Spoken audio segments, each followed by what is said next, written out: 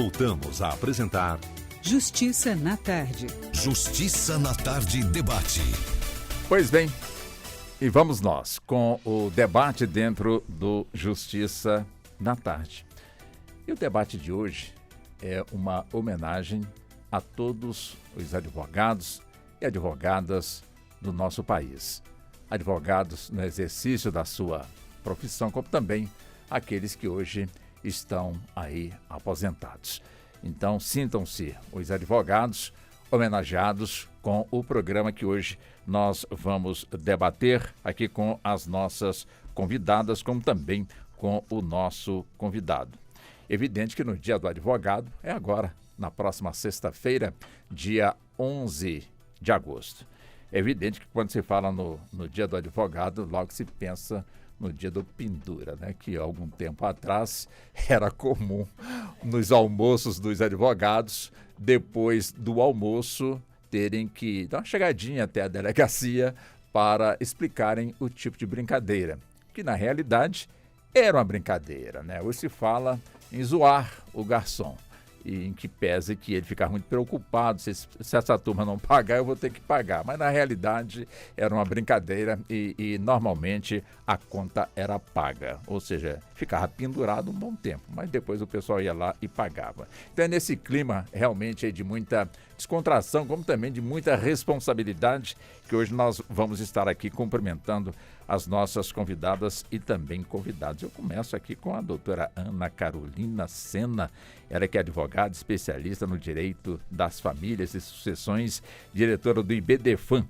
aqui da nossa capital federal, e também do IBDCOM, também aqui da nossa capital federal. Doutora Ana Carolina Sena, esse sobrenome eu conheço. Seja bem-vinda aqui ao nosso debate na Rádio Justiça e muito boa tarde para a senhora. Muito boa tarde, Walter. É um prazer estar aqui com vocês mais uma vez. Uma honra estar homenageando nossa classe de advogados com a doutora Renata, doutora Luciane Roban, doutor Yuri. É um prazer estar aqui com vocês hoje. Vamos bater papo aqui sobre essa nossa profissão tão querida e que a gente tem tanta paixão. E tem que ter paixão, né, gente, para exercer a advocacia. Com certeza. Deixa eu cumprimentar também o futuro doutor, já vamos chamá-lo de doutor, já praticamente encerrando, portanto, aí o último semestre do curso de Direito, o Yuri Oliveira Gonçalves, também conosco aqui no Justiça na Tarde, nesse nosso debate, né, doutor Yuri? Também seja bem-vindo e muito obrigado por aceitar também o nosso convite. Muito obrigado, viu, Walter? É um prazer estar aqui, minha primeira vez, espero que venham outras aí futuramente. É um prazer estar nessa mesa aqui rodeado de grandes advogados, grandes exemplos para mim, especial a doutora Renata que está aqui. De verdade é um prazer estar um pouquinho oprimido aqui, porque né, o currículo está um pouquinho abaixo, mas um dia eu vou estar equiparado a elas aí. Muito obrigado. E seja bem-vindo, doutor Yuri. Deixa eu cumprimentar também a doutora Luciane Roban, ela que é advogada com especialização no direito das famílias e também no direito civil e processo civil e também na regularização de imóveis. Doutora Luciane, também seja muito bem-vinda, um prazer também tê-la aqui no nosso debate. Boa tarde. É um prazer imenso estar aqui com todos vocês, muito feliz, porque dentre todos aqui, acho que eu sou, fora você, eu sou a mais jovem advogada aqui no grupo, que migrou de uma outra profissão e é muito feliz na escolha que eu fiz, né? Então, assim, eu estou muito feliz de estar aqui, ter sido escolhida para homenagear os meus colegas e se inspirarem em mim, que sou uma senhora jovem advogada. Opa, muito bom. Doutora Renata Malta Vilas Boas, também advogada, professora do curso de Direito, presidente da Comissão de Violência Doméstica e Familiar do IBDFAM-DF, conselheira da Academia Latino-Americana de Ciências Humanas, preside a Comissão de Família da Rede Internacional de Excelência Jurídica do Distrito Federal. Também seja muito bem-vinda, doutora Renata. Muito boa tarde para a senhora. Boa tarde, Walter. Boa tarde, colegas de profissão. Boa tarde, ouvintes da Rádio Justiça. É com muita honra que eu estou aqui falando um pouquinho da nossa profissão e homenageando esse dia 11 de agosto, né, para todos os advogados e advogadas do Brasil, que é uma profissão muito prazerosa, mas também muito sofrida. Tá aí, né? Então, deixa eu buscar aqui um meio termo. Quer dizer, é uma profissão belíssima, né? Porque, com toda certeza, essa é uma das profissões que garante, acima de tudo, né, a liberdade, a democracia, enfim. e também o direito de ir e vir, enfim, tudo de alguma forma se busca que o advogado, ele, dentro do campo jurídico, ele, portanto, aí resolve. Deixa eu começar aqui com a doutora Ana Carolina Sena. Quer dizer, uma pergunta bem simples, doutora Ana Carolina. Ser advogado é uma profissão de risco? É uma profissão de risco. Como você bem pontuou, a gente lida com questões muito importantes do cidadão. Nós somos a voz do indivíduo, né? Nós levamos as demandas para o judiciário, nós os representamos. E a gente está lidando com o quê? Com a liberdade, como você falou, ou com o patrimônio da pessoa, ou questões sensíveis, como a gente que é da área de família e sucessões, que é filho, né? Tem coisa mais sensível do que filho, do que guarda, do que alimentos. E muitas vezes, Walter, existem situações, sim, de risco. Principalmente o pessoal da área criminal, mas eu mesmo posso te contar aqui, eu já saí escoltada 2 vezes de audiência. Uma vez eu estava sendo ameaçada pela testemunha da outra parte e a outra vez pela parte adversa, que entrou pedindo algo totalmente incabível, algo que realmente não existe no nosso ordenamento jurídico, e ela tinha problemas psicológicos mesmo. Então, na audiência, a gente defendendo teses, aquilo, ela começou a ameaçar a gente, então a gente teve que pedir escolta para sair. Né? E a gente vê, infelizmente, tantos casos aí na justiça de advogados que são assassinados, que são ameaçados no exercício da sua profissão, que é uma profissão muito bonita, como você bem pontuou. A gente tem uma função social estabelecida constitucionalmente, que é justamente dar voz àquela pessoa que a gente está representando, que não tem voz perante o judiciário. Então, a gente tem que amar mesmo, como a gente falou aqui, a gente tem que amar a nossa profissão, porque além de não ser fácil, existe essa questão do risco, sim. Essa mesma pergunta, doutora Luciane, eu também caminho para a senhora. Olha, Walter, eu, inclusive, ultimamente eu sofri uma perseguição, vamos dizer assim, de um ex-marido de uma cliente minha que esteve preso por algumas vezes por descumprimento de medida protetiva, e ele começou a me difamar nas redes sociais, e em uma das audiências ele me xingou. Então, assim, eles têm um desrespeito, às vezes o homem, principalmente, que ele se vê como um mau pagador de pensão, é um alienador e se coloca como vítima, como sendo alienado. E às vezes ele pode se tornar violento, porque inclusive esse cliente, o meu escritório todo ficou em pânico, né, em relação a ele, porque ele contratou uma pessoa para forjar um assalto contra a minha cliente, deixar marcas, deixar foto e enviar para ele. E aí as clientes, a equipe ficou toda em pânico, com medo dele fazer alguma represália contra mim, porque ele me xinga nas redes sociais, ele diz que eu sou isso, que sou aquilo, mas eu não tenho medo dele, né? Porque eu acho que é só barulho para assustar, porque tem muitos homens que têm a intenção de coagir ou de intimidar as mulheres, principalmente nós mulheres advogadas. Muitas vezes os homens vêm para nos intimidar, né? E se nós defendemos as mulheres, nos tornamos feministas, não é nada disso, nós defendemos direitos.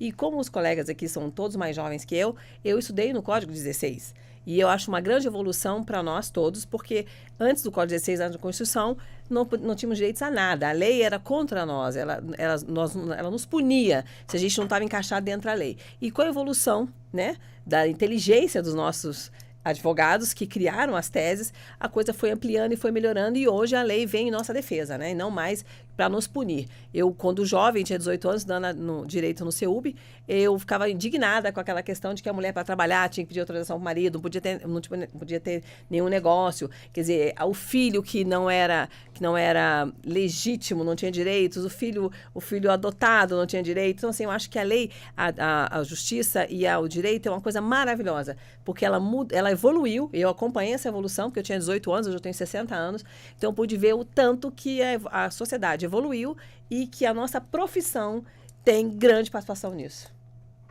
Doutora Renata, também com a senhora, apesar de que escapar também dessa pergunta, né? Conta para nós, doutora Renata, advogada, é uma profissão de risco ou não? É uma profissão de risco. As colegas já falaram dos riscos externos, né? Ou seja, os doidos que podem, né, querer ameaçá-los. Mas é uma profissão de risco também interno, com relação à saúde mental. Se a gente não souber trabalhar todo esse aspecto psicológico, toda essa podridão que a gente ouve no escritório, a gente se afunda. Aquilo ali gruda na gente, e então a gente precisa, sim, estar sempre atento com esse nosso lado, né? Nesse nosso lado da saúde mental. Porque a gente está lidando com o pior do ser humano. E olha que a minha atuação é na área de família e sucessão. Eu não estou falando em criminal. Eu estou falando em família e sucessão. Mas o que a gente vê, né, de homens e mulheres, né, que querem massacrar o outro, que querem retirar a dignidade do outro, e histórias que são criadas, assim, são histórias pavorosas. Então, a gente precisa ter alguma espécie de válvula de escape, alguma forma de trabalhar toda essa, né, todo esse sentimento que é jogado no colo da gente, né, para a gente poder ficar mais tranquilo. Então, se não tiver isso, o nosso colega vai ter problema. Então, cada um aqui tem uma forma de aliviar essa tensão, senão enlouquece. Doutor Yuri está ali preocupado. Vai mudar de curso, doutor Yuri? Ou vai manter o curso de Direito? Não, ainda não foi suficiente não para mudar de ideia, tá tranquilo. E como é que o senhor também avalia justamente essa profissão que está buscando? Já deu para perceber que, de fato, vai encontrar, evidentemente, problemas, não que com o senhor, né, mas diante das circunstâncias dentro da sua profissão, como disseram aqui as suas colegas, né? Ou seja, ser advogado não deixa de ser uma profissão de risco. Não deixa de ser uma profissão de risco de jeito nenhum. Como a doutora Ana Carolina falou, a doutora Renata também, a gente tem riscos realmente externos e internos. Eu trabalho no mesmo escritório de advocacia desde o 3º semestre. Eu entrei lá como estagiário, estou como assessor, já recebi o convite para fazer a associação lá posteriormente. Você já foi ameaçado? Não, né? Então, os riscos externos acontecem realmente, a gente passa por muita coisa. Sei mais por relatos do que realmente pela experiência, né? Dos meus superiores lá, dos advogados do escritório. Mas o que a doutora Renata falou faz muito sentido. Ultimamente lá no escritório a gente acabou tendo que trabalhar com uma demanda de busca e apreensão do menor. Ou seja, o pai era uma guarda compartilhada, a criança deveria, né, transitar entre os dois lares. O pai acabou por ficar com a criança por 26 dias e a mãe já estava desesperada, tentava entrar em contato com o pai falava que não ia devolver a criança, que se a mãe aparecesse para buscar a criança ela ia apanhar.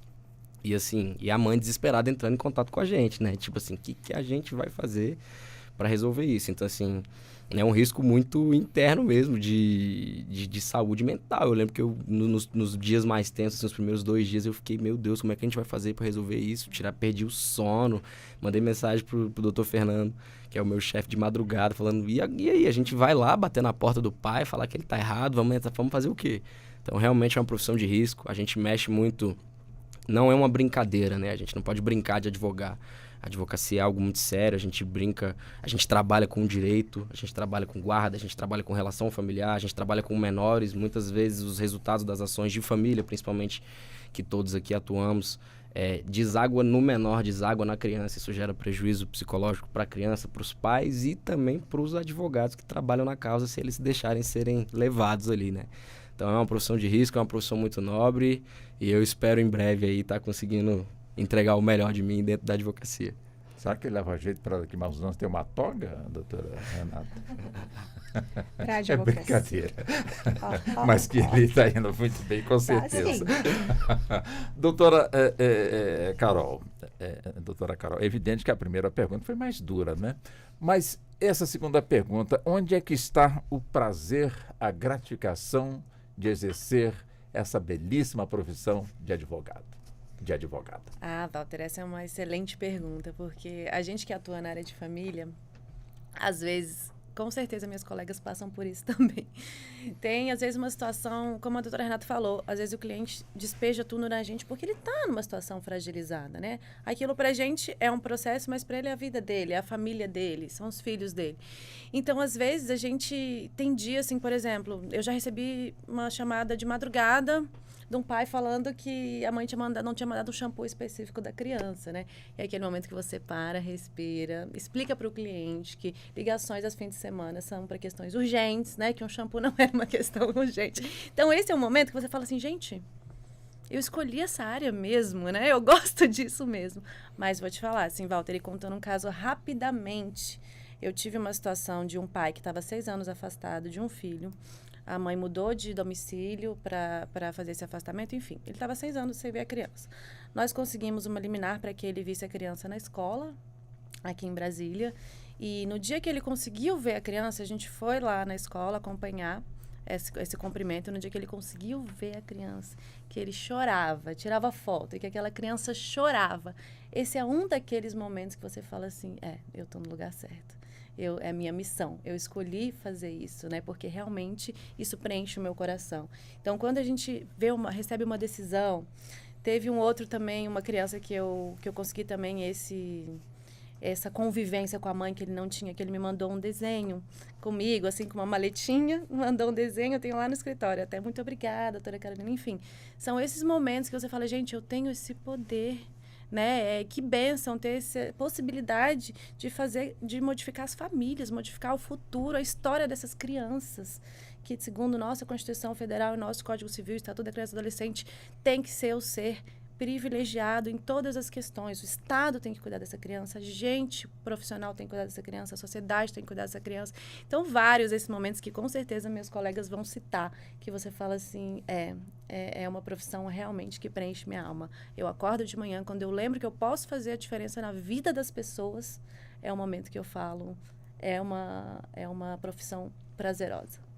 Agora, doutora Luciane, quer dizer, tem como dimensionar um caso solucionado e, claro, aquela satisfação da parte que andava angustiada e não foi por um pouco tempo, foi por muito tempo, e de repente recebe, portanto, ali a notícia de que o caso está solucionado e solucionado de forma positiva para essa pessoa que, com toda certeza, sofreu bastante durante um bom tempo, enquanto tramitava todo esse processo até a sentença final. Tem preço de mencionar, ver a alegria estampado, o alívio estampado no rosto desta pessoa?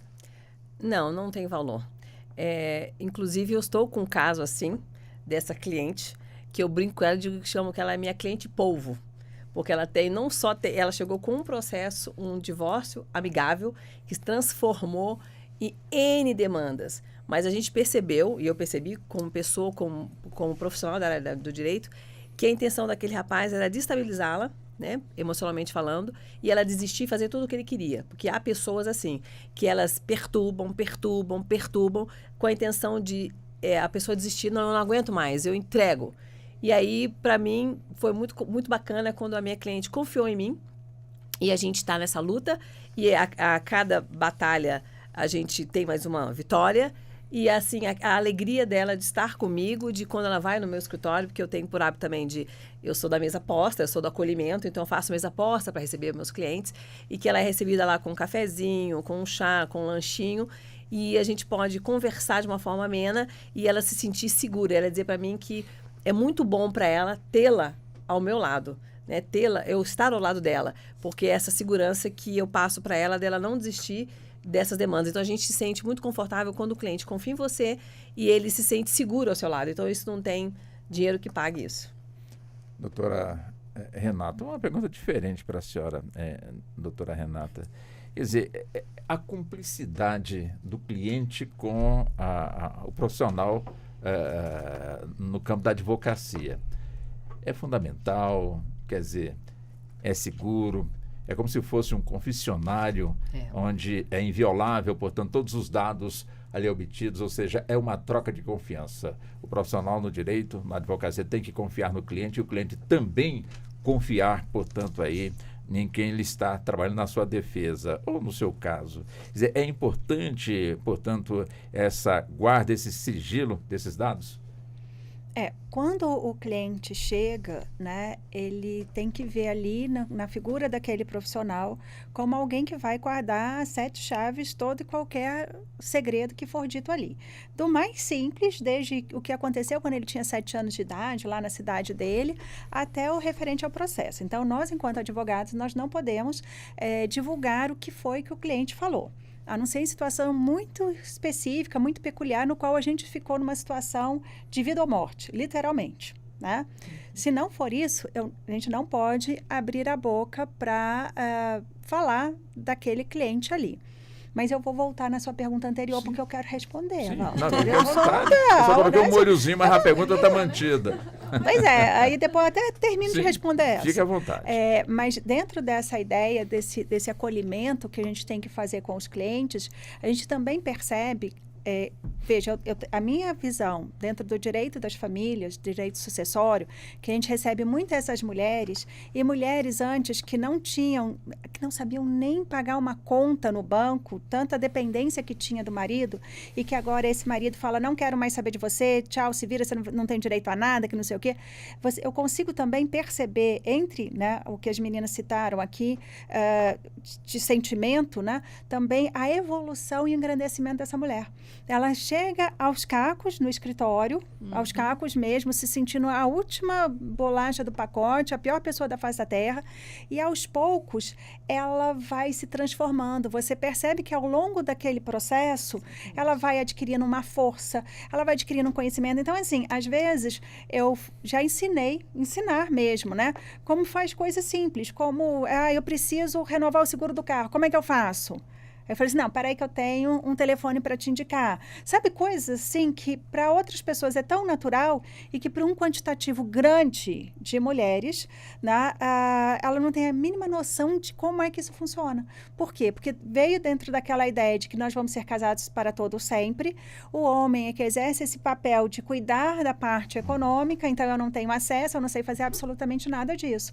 Então você passa a ter que ensinar, né, essa mulher a fazer isso, e você percebe ela nessa caminhada, ela se apoderando do seu espaço, de quem é ela, que ela começa a se descobrir. Aí a gente fala assim, olha, é legal que você faça um acompanhamento com um psicólogo, né? Aí daqui a pouco ela já está fazendo uma ginástica, já está indo para um salão, já está indo, né, se reunir com as amigas para viajar, para não sei o quê. Então você vai acompanhando aquilo ali, é tão gratificante que na hora que vem o resultado do processo, né, você já viu como ela cresceu e já não se importa tanto com aquele resultado, se ele não for da forma originária como ela queria lá atrás. Né? Então, você vê esse empoderamento dessa mulher, você vê ela se desenvolvendo dessa forma. Então, isso é maravilhoso, porque, de certa forma, você ajudou ali naquele caminho, nesse processo. Você esteve ali, você segurou aquela mão, você, né, atendeu aquele telefonema na madrugada. Né? Essa madrugada é impressionante. Ela acontece sempre? Final de semana e feriado, então. Carnaval, então, Walter, o que telefone toca no carnaval? Né? Então, assim, a gente vai fazendo isso de uma forma natural. Como todas nós aqui temos redes sociais e os clientes sabem, então eles não ligam só no WhatsApp, eles já mandam mensagem também no Instagram, né? Já vão participando da vida, já está assim, bem dentro da nossa vida mesmo, né? Então eles já estão bem presentes. Então isso faz parte daquela parte de gratificação da profissão. Se você não tiver essa visão dentro do direito, não vai ser o valor econômico que vai te trazer satisfação. Porque, apesar do valor econômico, ele, dentro da nossa estrutura, ele ser bom, alto, em alguns casos, não é para todos, primeiro. E segundo, se você não tem, né, por mais que você ganhe, se você não tiver essa sensação de que está bem dentro da profissão, não vai resolver. Você é que vai ser um daqueles que vai ter que ir lá para o psico ou para o psiquiatra, porque você não vai dar conta. Então, é o amor que faz com que a gente consiga mesmo desenvolver dentro da profissão. Fazer aquilo que gosta, fazer aquilo que se identifica. Amar aquilo que faz. Porque você tem que levantar todos os dias e lidar com o problema dos outros. E pessoas que têm problema, que são problemáticas, que não sabem lidar com isso. A sociedade brasileira, ela é uma sociedade adoecida, né, de forma geral. Então, você está lidando com pessoas que não sabem. Às vezes, ela não sabe nem quem é ela e nem o que ela quer. Ou você pergunta assim, mas por que você quer isso? Ela não consegue te responder. Então, você tem que fazer todo um acolhimento para fazer um diferencial e essa pessoa começa a se perceber enquanto pessoa, enquanto mulher, enquanto mãe, enquanto pai. Então, você vai vendo todo esse desenvolvimento. Doutor Yuri, quer dizer, tudo isso que o senhor ouviu até agora, você aprende na faculdade, nos bancos escolares, no curso de Direito? Nossa, então, vamos lá.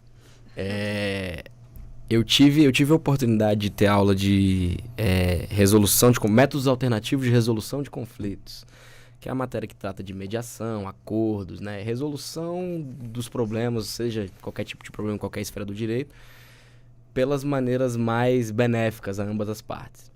E é exatamente e eu tive a oportunidade de ter essa aula com o ministro Marco Aurélio Buzzi, do STJ.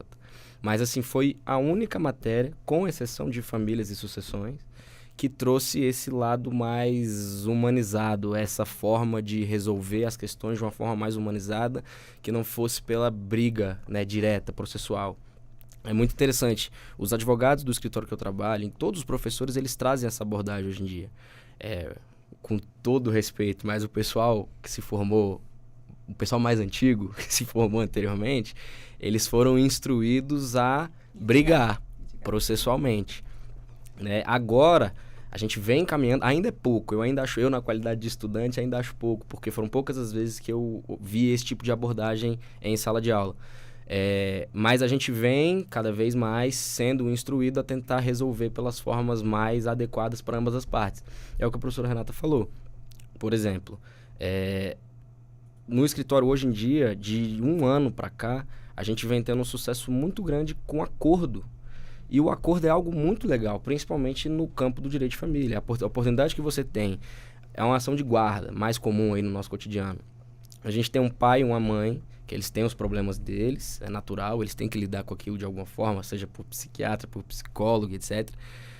E aquilo está desaguando na criança, igual foi falado anteriormente. Então não tem nada mais interessante do que a gente pegar esse pai e essa mãe, conversar, fazer ali um meio termo, um bem bolado, entre aspas, para que tudo fique tranquilo, a criança seja, né, beneficiada com isso tudo. Mas isso realmente eu estou aprendendo na prática, assim, na prática, verificando que às vezes o processo é algo demorado, é algo lento, é algo que só amargura mais ainda as relações das pessoas, entendeu? Então eu estou aprendendo mais na prática. Na faculdade foram poucas as oportunidades que eu tive de ver esse tipo de abordagem. Foi basicamente na matéria de família e sucessões, que realmente existe esse lado mais humanizado para o direito, e na matéria de métodos alternativos de resolução de conflitos. Mas, tirando isso, esse viés que eu tenho hoje de muitas vezes também se deparar com a situação e tentar buscar o acordo antes de partir, né, para o litígio processual, foi realmente na prática e por aconselhamento dos meus superiores. Walter, eu queria até fazer uma Pois não. inclusão aqui. Como ele mesmo falou, aqueles que se formaram antes, eu faço parte desse grupo, apesar de ter adentrado para a advocacia, passado a praticar só em 2014 com a minha aposentadoria, Sim. que antes fui servidora pública, na escola, na minha faculdade, ainda por cima, depois, na época que a gente fazia alguma prática forense, né? Porque eu não atuei na área jurídica quando fui estudante de direito, não tive essa oportunidade. Depois eu fui para um ramo judiciário, mas não era, assim, era de litígios muito pesados. E quando eu vim para a advocacia, eu senti muita diferença, porque antes, na faculdade, nós tínhamos que, nas nossas petições, falar mal do outro no divórcio, apontar a culpa, apontar os defeitos, atingir a honra. Isso é uma coisa que evoluiu, que é muito bacana, que você hoje não se preocupa mais em agredir o outro e só em falar no direito. Tipo, ganhar no grito. Você falar assim, querer desonrar, como Sim. já tivemos crimes que você da minha geração pode entender isso, que teve aquela morte por... a honra, como é que fala aquela expressão? Esqueci. Legítima defesa da honra. Legítima defesa da honra, isso nem gosto de mesmo. falar essa palavra. Nem gosto de falar. Tá arriscado. Tá arriscado. Inclusive, eu assisti uma série que eu indico que super assistam, que é Coisa Mais Linda, que lá retrata todo esse período antes, né, antes e agora, e aquela questão machista, né? Inclusive, até as testemunhas, elas tinham as suas honras denegridas para poder atingir. Então, assim, é uma coisa que eu vejo que evoluiu muito, que é muito bacana, essa questão que o que interessa é o direito e a vontade ou não de continuar casados, e não mais quem é culpado, quem não é culpado. Aquela coisa da agressividade numa petição não acontece mais. Não se permite mais agredir o outro numa petição. Vamos tratar do direito, do direito de cada um, da expectativa de cada um, sem agredir um outro. Isso é muito bacana, né? Porque eu vim de uma geração que no judiciário era assim que se fazia, né? Quem é o culpado? Ele fez, ele aconteceu, não. Ninguém fez nada, a gente não quer mais estar junto e tá tudo bem. Então, assim, tá ficando mais leve para advogar. E as pessoas estão tendo outra visão, e realmente, e o nosso jovem futuro advogado ali, ele vem para uma nova geração. Só que tem um porém, vou fazer um adendo. Os jovens advogados, eles são muito litigantes. Eles têm uma ganância de querer brigar. Né, eu convivo de vários grupos e eles falam assim, vou processar meu vizinho, porque fez isso aqui. Eu falei, gente, processa ninguém não, vamos levar um bolinho pro vizinho. Fala, olha, você está incomodando com barulho? Aqui, ó, tô um bolinho pra você, mas você podia diminuir o barulho, diminuir a música, a gente pode ser um vizinho bacana? Não, as pessoas, elas querem primeiro brigar, para depois se conciliar. conciliar. Então, essa coisa é do ser humano também, né? Mas, graças a Deus, essa ideia está mudando com o passar dos tempos, que as pessoas estão buscando mais a paz do que a guerra. E para a senhora, doutora Carol, que também ainda é uma jovem, como as demais aqui, né? Não vou ser indelicado, né? E como é que a senhora... o doutor Yuri usou uma expressão muito interessante, né? Ou seja, da briga e também enfim, do acordo, como muito bem também expressou aqui a doutora Luciane. Quer dizer, é mais importante, com toda certeza, encontrar uma solução sem, de alguma forma, litigar. Quer dizer, se torna mais prazeroso. Agora, mas também me parece que existem casos em que a parte quer ver, como diz na linguagem bem popular, a caveira do outro. Quer dizer, o prazer vai ser realmente ver a pessoa chorar, perder, implorar, alguma coisa nesse sentido. Onde é que entra justamente, no caso, a experiência do profissional do direito para, de alguma forma, resolver da melhor maneira possível, sem deixar se envolver, portanto, nesse sentimento? Perfeito, Walter, sua pergunta, sua colocação. Eu agora estou fazendo 10 anos de advocacia, então concordo com a Luciane que eu vejo isso na minha equipe lá no escritório, né? Quando o advogado é muito novo e tudo, ele se concentra muito na tese jurídica, no processo. Talvez por uma questão realmente de pouca experiência, né? Quando a gente tem que, além da parte jurídica, além do processo, olhar aquela relação, no caso familiar.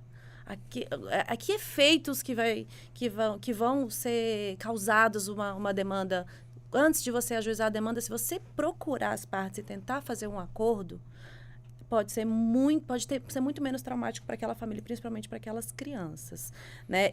Geralmente, eu dou essa opção para o cliente logo no primeiro atendimento, né? Que a gente tem a opção de ajuizar a demanda, mas também tem a opção de resolver consensualmente. E aí, uma coisa muito importante para se colocar, Walter, é que um papel do juiz, muitas vezes, não resolve aquela situação.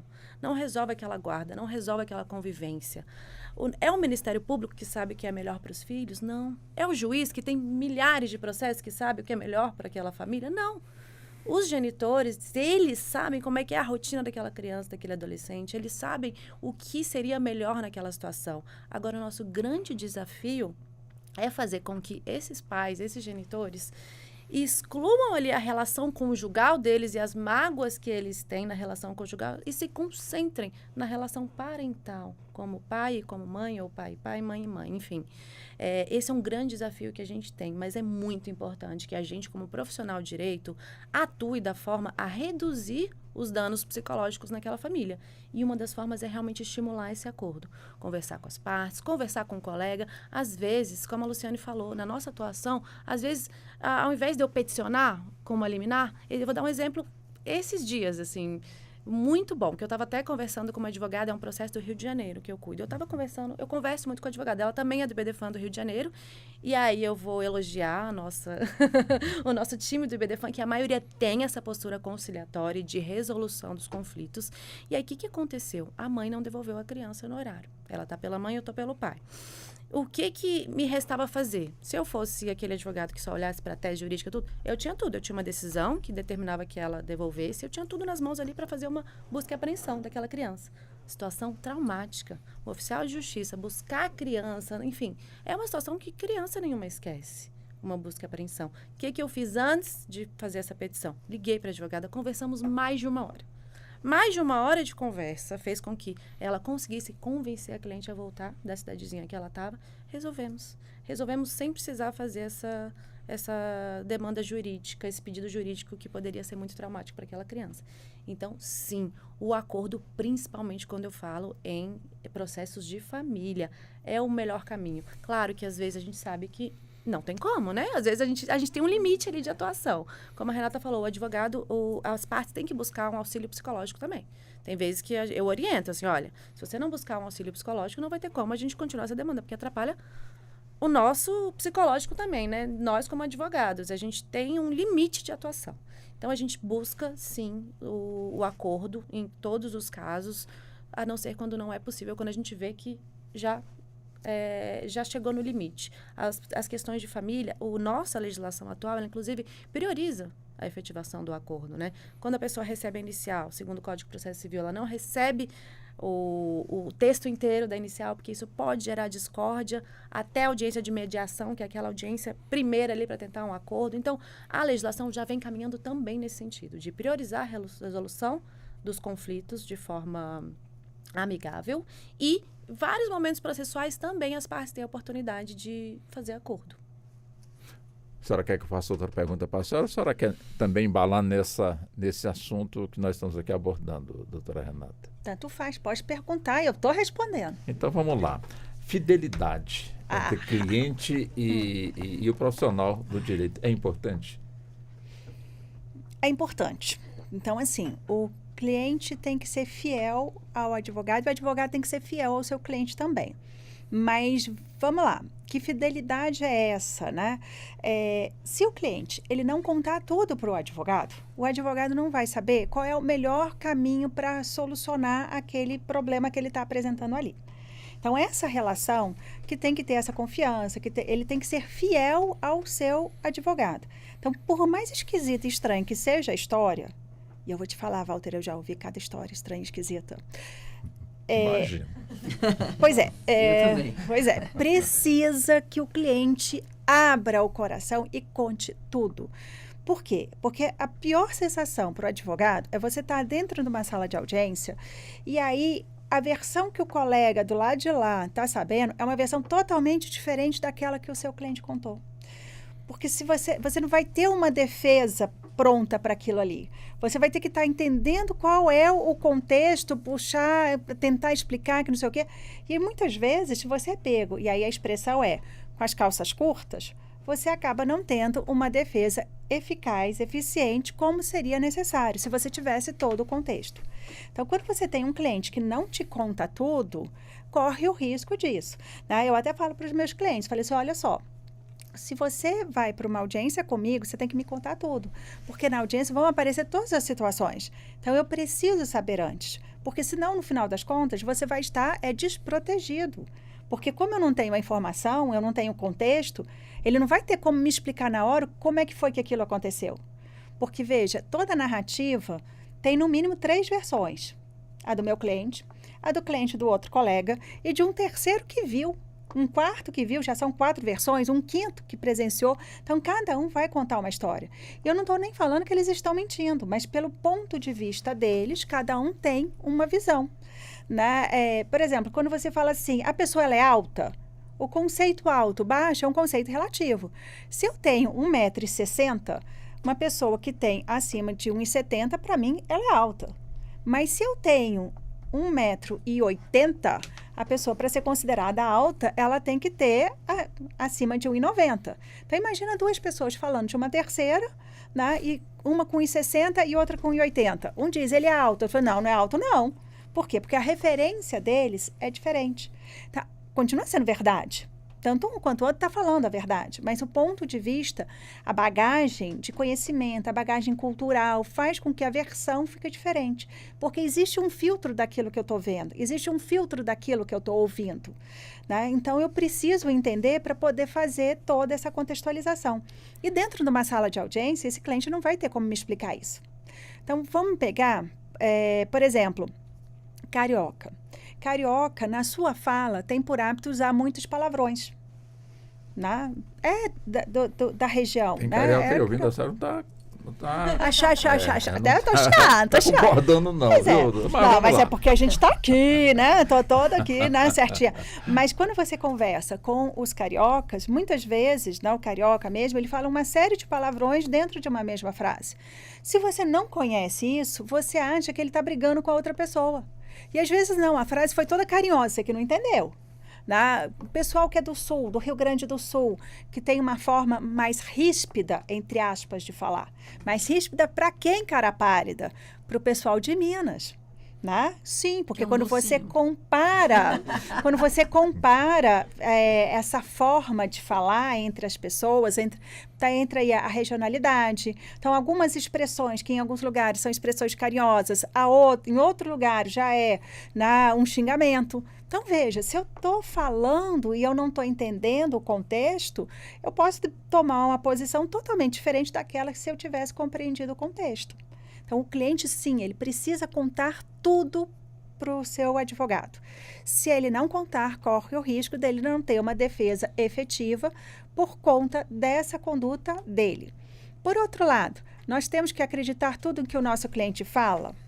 Aí a pergunta é mais delicada, Walter. Vou até falar mais baixinho. Quer que eu pergunte de novo ou você já perguntou? Pois é, já tá porque válida. já está válida. Porque o que acontece?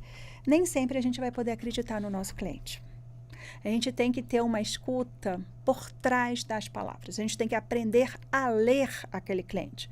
Mesmo porque eu vou ter uma série de pessoas que vão buscar os advogados, de forma geral, para poder induzir esse advogado ao erro para obter benefícios ali.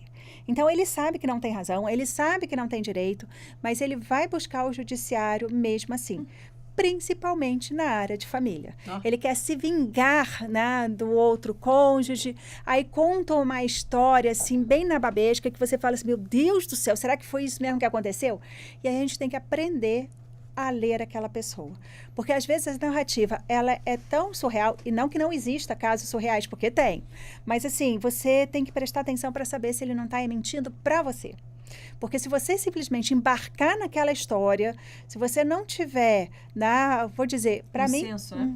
um sexto sentido, Luciane, vou chamar de sexto sentido aqui, né? Para entender aquilo ali, ou escutar porque está atrás daquela... E aí treino, é olhar olho no olho, é perceber os trejeitos, porque aí a pessoa começa a ficar meio que nervosa, começa a puxar o cabelo, começa, né, às vezes assim, dependendo de como é a pessoa quando está mentindo, você precisa perceber isso, porque o cliente pode querer utilizar o advogado num primeiro momento e o próprio judiciário num segundo momento para obter vantagens que são indevidas. Doutora Luciane, ainda dentro desse contexto, qual o ponto de vista da senhora? O meu marido fala que em alguns momentos eu não sou advogada, porque se eu perceber que o cliente está mentindo, eu não aceito ser contratada. Dispensa? Dispenso. Meu marido fala assim, não, mas você não é advogada, todo mundo tem de defesa. Eu falei, a defesa de outro, minha não. Porque se eu não acreditar na história dele, como é que eu vou convencer o outro? Se nem a minha ele convenceu. Então, eu sou muito rígida nesse ponto. Ainda mais pela minha experiência de servidora pública que eu fui antes, eu aprendi a lidar com mentes mentirosas, né? Então, a gente percebe. Então, se eu não acreditar na tua história, sinto muito, eu não vou defendê-lo. Porque como é que eu vou... Eu sou contra a mentira, independente de qualquer tipo de situação, é em princípio meu. Eu jamais irei praticar prejuízo a terceiro em prol de honorários.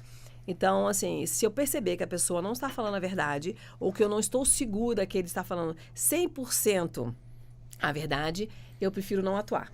Eu prefiro não atuar e passo para outro colega. Normalmente, eu não digo para ele assim, eu não vou te atender porque você é mentiroso. Não.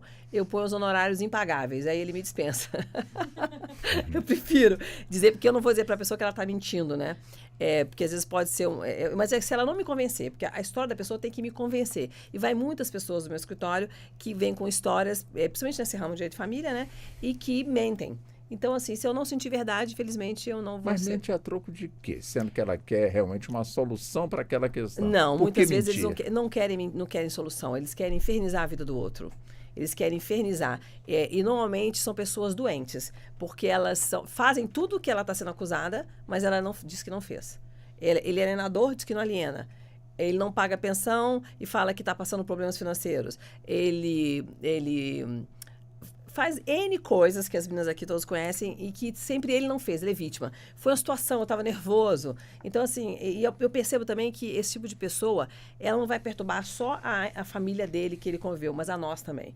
São pessoas que vão nos perturbar, né? Quando a gente percebe, eu percebo que é um cliente que vai me dar muito trabalho no sentido até psicológico e emocional. Eu criei uma prática no meu escritório e toda sexta-feira eu passo um relatório para os meus clientes, para eu poder ter sossego no meu final de semana. Porque a pessoa passou a semana toda ocupada, eu também. Doutora Carol interessou aqui, né, doutora Carol? Nesse relatório. Eu faço Vamos receber ligação aos semanal. domingos. Eu faço relação, toda sexta-feira é obrigatório o relatório para todos os meus clientes. Por quê? Porque quando chegar no sábado, domingo, ele não vai ter nada para fazer, vai lembrar.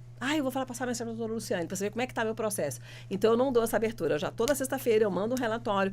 Mesmo que o processo não aconteceu nada com ele, não andou uma linha, eu faço um relatório para que, se ele pode... Aí ele fala, a doutora falou sexta-feira passada que não teve nada. Mas será que ontem não teve? Vou passar aí eu já me preparei, já me moldei, já me entendeu? Nesse sentido, aprendi com a Renata Malta, inclusive, quando comecei a advogar, ela foi minha professora também na ESA, a botar algumas cláusulas no meu contrato, né, Renata, que para poder que a pessoa possa te respeitar o teu descanso também. Claro, nas emergências a gente atende sempre, mas se você deixa o seu cliente informado e seguro, você também tem um pouco mais de sossego. Mas voltando a essa questão da mentira, infelizmente, até por uma questão mesmo de princípios cristãos. Eu sou católica, praticante, e eu não vou jamais, porque a lei dos homens você pode enganar, mas a lei de Deus jamais. Então eu não quero chegar lá em cima e falar: ei, Luciane, você foi advogado do diabo, né? Que é a nossa fama. Foi advogado do diabo ali? Não, eu nunca serei advogado do diabo.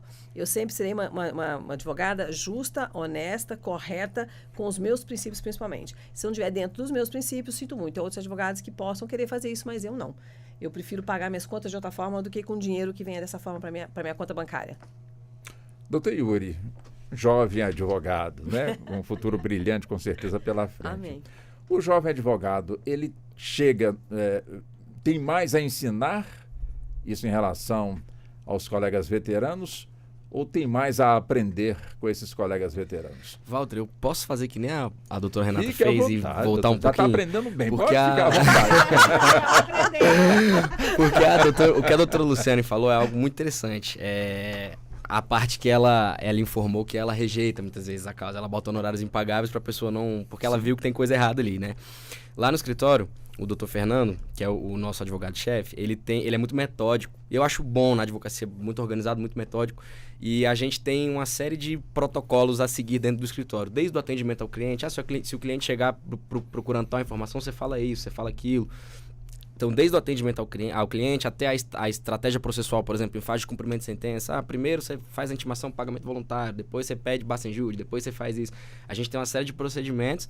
Temos o código de ética do escritório, digamos assim, algumas posturas que são importantes que os membros do escritório tomem, e temos o código de ética do cliente, entendeu? Então, assim, a gente tem, já aconteceu algumas vezes no escritório da gente renunciar ao mandato por conta de quando a gente viu que as informações passadas não foram verdadeiras, quando a gente instrui o cliente a realizar a atitude X e ele realiza a atitude Y, a gente renuncia ao contrato.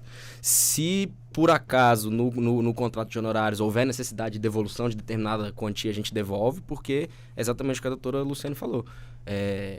São princípios éticos ali, né? Vai além de ganhar honorários, vai além de fazer dinheiro, né? São princípios éticos. Então a gente tem esse código no escritório a gente tem o código de conduta dos membros e o código de conduta do cliente, assim, que a gente colocou. E bom, indo para a pergunta que o Walter fez agora, a questão esquecer, pensei que ia dar um balão aqui, mas vamos lá. É assim, obviamente que a gente tem muito a aprender, muito a aprender. Eu gosto muito da trajetória que eu venho fazendo no direito hoje, graças à oportunidade prática que eu tive desde cedo. Eu estou no mesmo escritório desde o 3º semestre. Então, assim, eu cheguei no escritório como um estagiário, assim, funções muito básicas de relatório para cliente, envio de e-mail, atendimento, fiscalização dos prazos, muitas vezes, para não deixar nada passar em branco. E com o tempo eu fui ganhando a confiança ali do doutor Fernando. Olhar o diário oficial não olhava, não. Olhava o PJE, né? Essa época eu não sou dessa época. Agora tá fácil. Agora o PJE que conta o prazo. E aí, assim, com o tempo eu fui ganhando a confiança do doutor Fernando, fui ajudando na construção de tese, nos peticionamentos, aprendi direitinho, né? Assim, me inspirei muito no raciocínio jurídico dos advogados superiores, no peticionamento, na formatação, etc. E, poxa, muito do que eu sei hoje de direito, muito do raciocínio jurídico que eu tenho, da construção de teses, etc., foi com certeza pela experiência prática. Eu diria que 80% da experiência prática, até 70%, 80% da experiência prática e 20% da leitura do código das aulas, né? Assim, mas uma coisa a gente tem a ensinar, principalmente as pessoas, os advogados de mais idade, que é esse contato com tecnologia hoje em dia, assim, né? Por exemplo, no escritório hoje, eu diria que eu e o outro estagiário, que inclusive é um amigo meu, nós que somos da parte técnica. Então a gente estava até conversando aqui antes do programa ir ao ar. Instagram, confecção de post, marketing digital, fica pro pessoal mais novo, muitas vezes, assim, o pessoal Mas mais os adepto. advogados mais antigos não tem máquina de escrever mais, não. Eu Não. tenho a minha guardada. Eu tenho, apaixonada. E minha impressora matricial também. Opa. Eu tenho Então, guardada. questões de marketing digital, emissão de custas, muitas vezes, assim, temos advogados antigos do escritório, crânios, assim, enciclopédias humanas de direito, mas bota para emitir custas, o negócio fica um pouquinho complicado. Então, assim, a emissão de custas, organização de documentação em plataforma de nuvem, por exemplo, Google Drive, OneCloud. Vou falar aqui, vou puxar o mérito para mim. Fui eu que instituí no nosso escritório o Google Drive. Quando eu cheguei no escritório no terceiro semestre, os advogados, eles trocavam documento via e-mail. Não tinha um drive e uma pasta do escritório, entendeu? Assim, para que todos pudessem acessar ao mesmo tempo. Os advogados não tinham a menor noção de que, com, por exemplo, o Google Docs, você consegue editar petições simultaneamente, um consegue revisar o trabalho do outro. Isso não acontecia, era uma troca de e-mail desenfreada, assim, entendeu? Então, assim, o Google Drive, o Google Docs, o Meet, essas ferramentas de videoconferência. Então, assim, acho que o pessoal, o Trello, que é uma ferramenta de organização, também organizacional, que muita gente utiliza. Então, eu acho que em se tratando de atuação profissional jurídica, construção de tese, sustentação oral, peticionamento, resolução de conflito, a gente sempre tem muito a aprender. Mas a gente consegue somar bastante aí, principalmente nesse viés tecnológico. Não sei não, viu, doutor? Mas, doutora Carol, quer dizer, é importante realmente, enfim, o novo advogado chegando com uma nova experiência e juntar também com o advogado ou advogada mais experiente, mais veterano, com um saber realmente assim, incrível. Enfim, no meio, portanto, da tecnologia, a gente brinca aqui com a máquina de escrever, para mostrar uma divisão de tempo aqui, mas evidentemente que são mentes brilhantes que nós temos, independentemente da tecnologia. Quer dizer, é importante este campo, essa troca entre o novo com o veterano, mas tudo dentro também dessa questão da fidelidade, que a senhora também pode ficar à vontade, caso a senhora Ótimo, queira eu já ia se pedir para expressar. complementar. A Eu questão da sabia, por isso que eu já li nos olhos da senhora, já percebi. Walter, mais ainda do que o Yuri falou aqui, eu acho que a gente não aprende com os jovens só essa parte da tecnologia, não. Eu, no escritório, eu costumo dizer que a gente constrói juntos as petições, as teses jurídicas, porque, às vezes, o recém-formado, ele traz uma ideia que você nunca pensou. A gente, com muitos anos de formação, a nossa tendência é fazer as coisas da forma que a gente sempre fez. Claro que todo advogado tem a cultura de estudar sempre, se renovar sempre.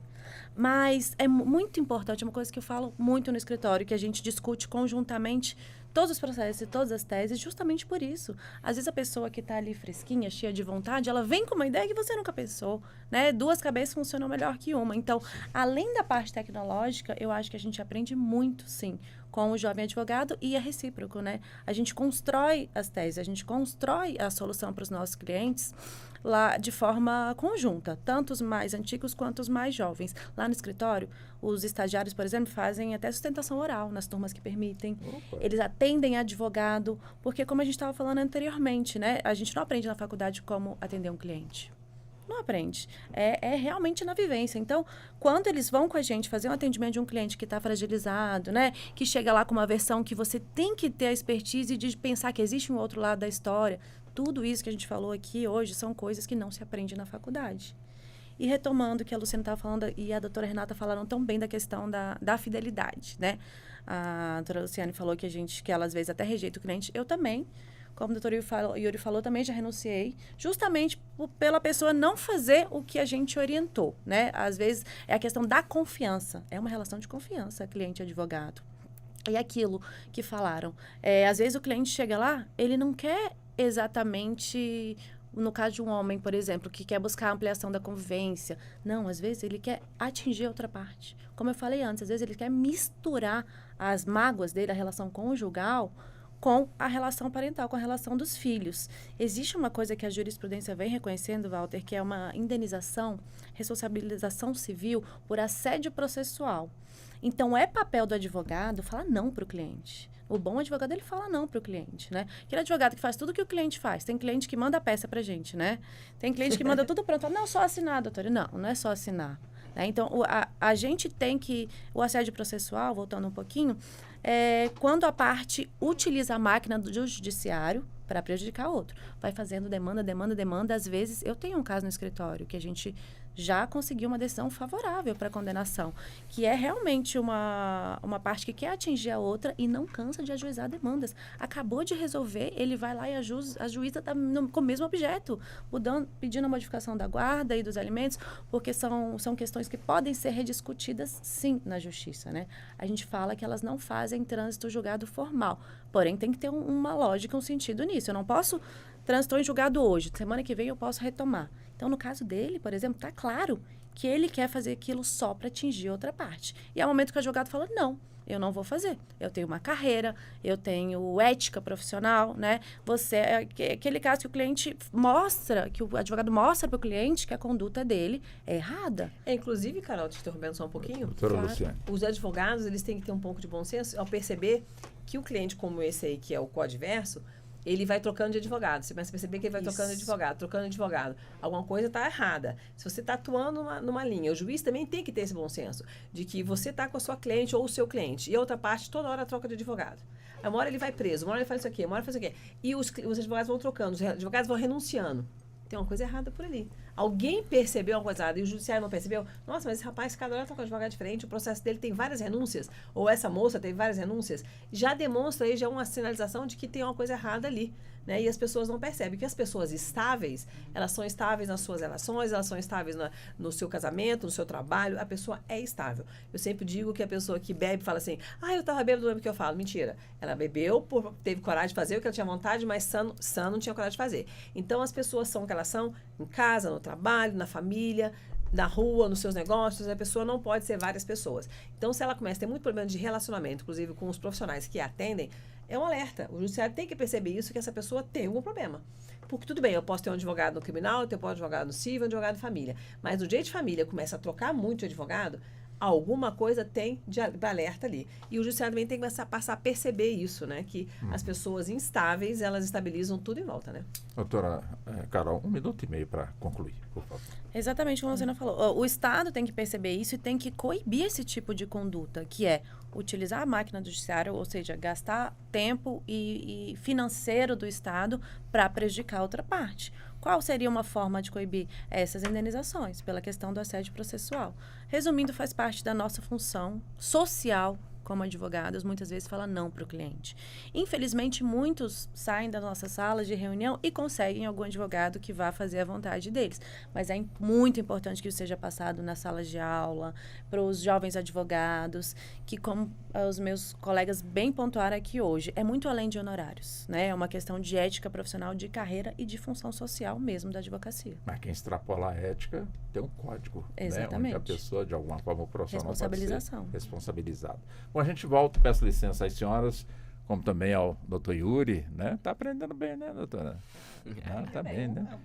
Que nota a senhora daria para ele? Ele, por enquanto, está com 9,5. Ele ainda 9,5, não 9,5. Por que não 10, doutora? Eu daria um 10, eu daria um 10. Ah, daria você 10, é doutora. muito E a senhora, boa. Eu doutora? daria um 10 também. Doutora, tá vendo? Ela é a professora Carrasca, tá tudo Eu bem. sou carrasca mesmo. Vai chegar no 10, ele ainda vai ter que comer muito arroz e feijão. Vamos para o intervalo, voltamos em instantes. Até já.